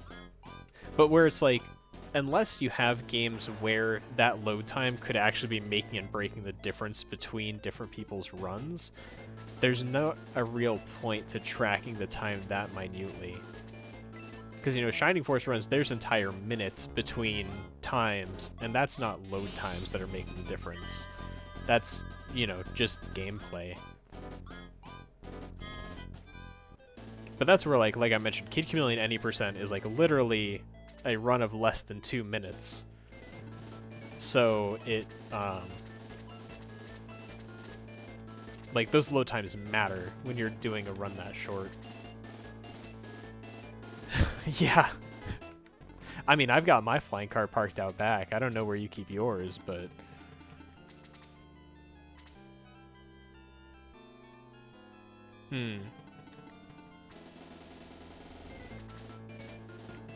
Makes me think of,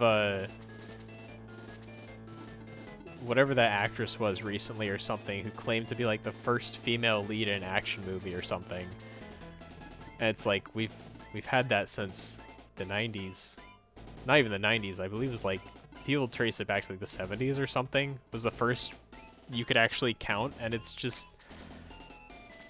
It's shocking what little we've done with unfettered access to information.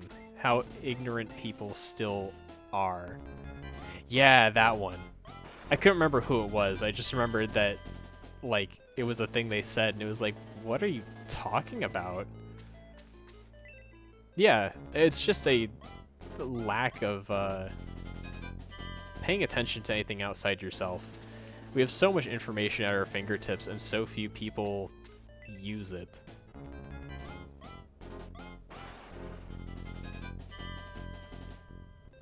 Yeah, I wasn't familiar with whatever Red Sonja or any of the other ones referenced were, just because I don't watch a lot of movies or TV or anything, so all that flies over my head. But, well, and that's where, like, you know, I had a brief moment of minor panic when you called me on saying the Devil Lance doesn't have shield, because I try to be so correct with anything I state that, you know, thinking that I could have been telling people something wrong to me is something that I really don't want to happen. I don't want to be saying something that I then find out later is wrong. Not because I'm afraid of being wrong, but because I try to be so careful to not spread misinformation. So to me, like, I would be mortified of saying something so blatantly wrong, especially in public. I don't know, it's just crazy to me that people will talk without really knowing what they're talking about. I've definitely, like, I'd heard the name Red Sonja before. Yeah, it's really hard. It's hard to have a good discussion with people on any topic where there's strong opinions.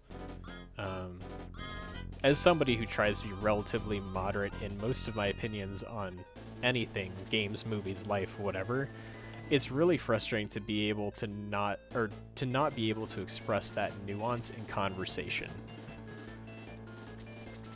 Where we've gotten to a point where, like, not saying that something is the best ever means you hate it.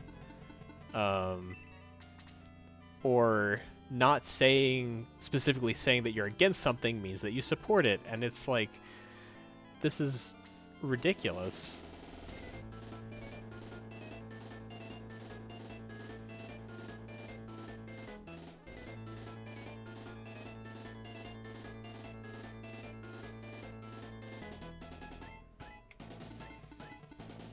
Yeah. That's another thing too, is just, like, being able to admit when you were wrong. Because, you know, all of us are wrong from time to time.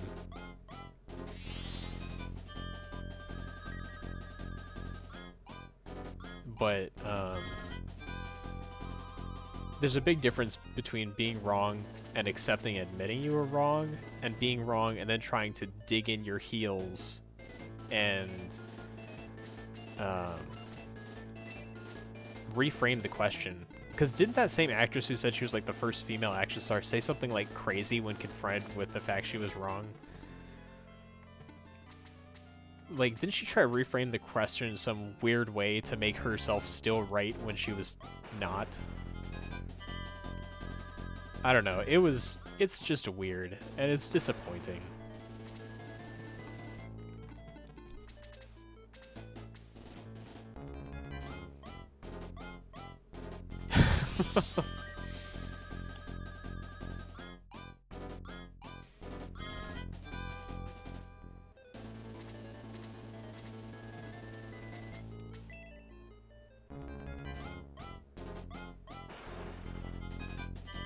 Yeah, for sure.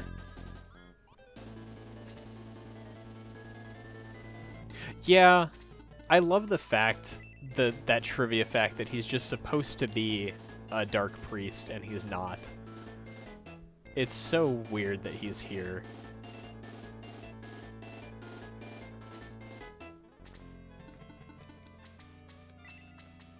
I don't really want Mei to attack. She's already way high level.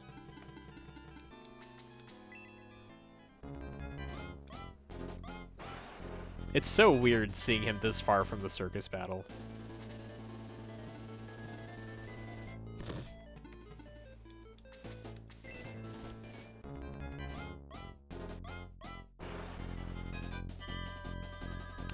I don't remember what exactly the difference is, but it is some, like, minor mistake.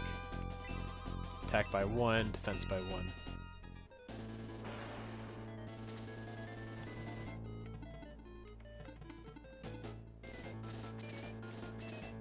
But yeah, it's like some simple mistake where they accidentally put the puppet instead of the priest, and it's just silly. I love the fact that they didn't fix it. Like, it should have been such a simple fix, and they just didn't.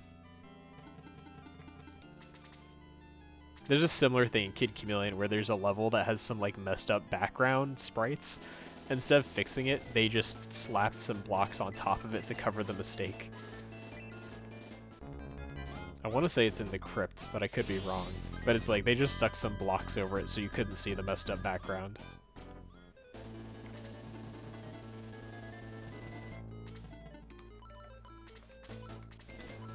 Out of sight, out of mind, and all that.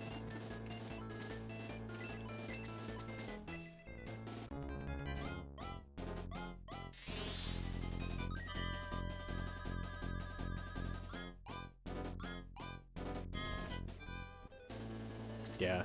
It's the same way we think that Hanzo learning Diesel 1 twice was a mistake, where we think it should have been Diesel 1, Diesel 2, but they accidentally put Diesel 1's ID instead of Diesel 2.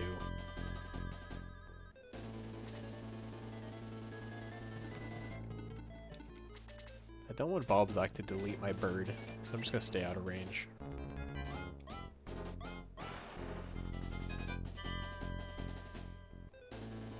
Which, that one, at least I can, like, more easily understand how they could have just not caught it in testing.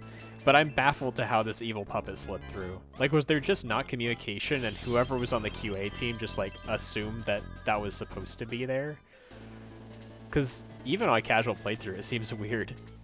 But I can only imagine, like, no one mentioned what was supposed to be there or something, so the people testing didn't know it was not supposed to be that.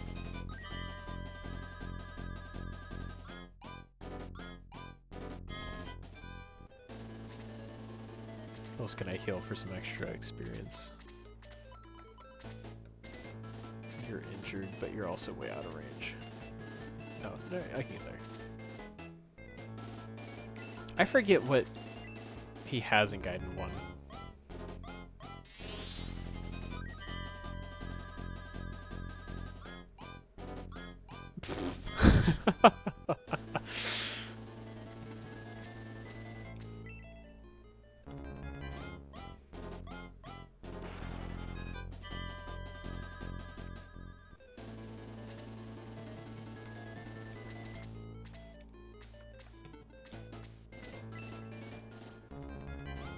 Oh yeah, that's such a better spell selection.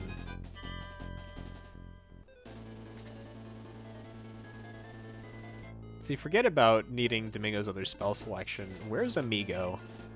Give me justice for Amigo. Get her in another game. Having a flying healer is awesome.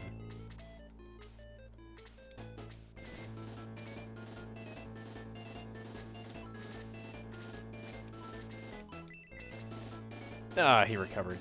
More XP, I guess. Not like he's going anywhere.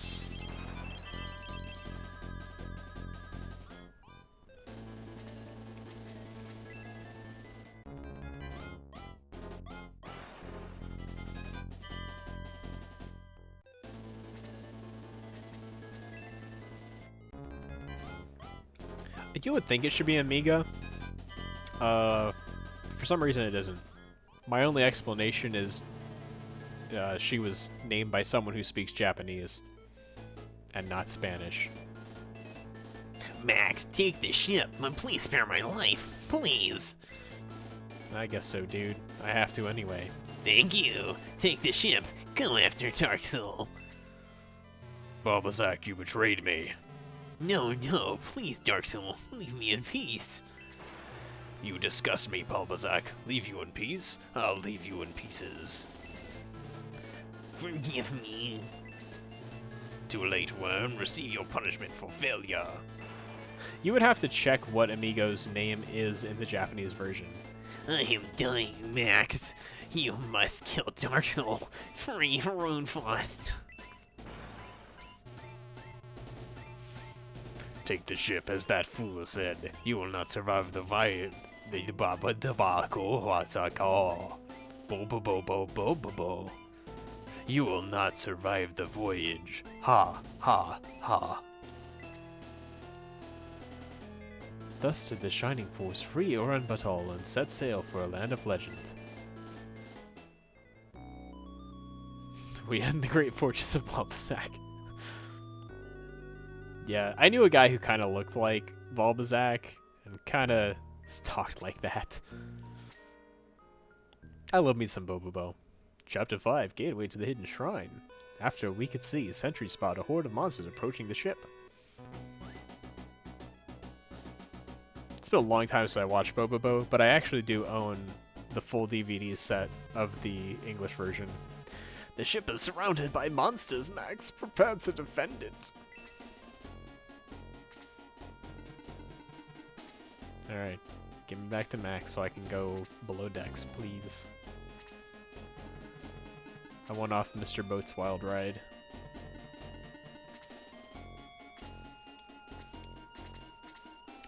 Nah, I've been going for 4 hours now, so I think I'm going to, as soon as I get to Max's turn, go below decks and save, and then we will, oh, that's right. Balbroy is the speed ring? I think I already passed his turn. And then we'll pick up starting Chapter 5 again next time, probably sometime next week. I'm not sure yet. I'm still trying to figure out what my actual streaming schedule should be. I'm at like kind of a weird time with a bunch of different things going on right now, so sometime next week we'll pick up with Chapter 5. I would love to... There we go. Yeah, I'd like to retreat. For now. For now.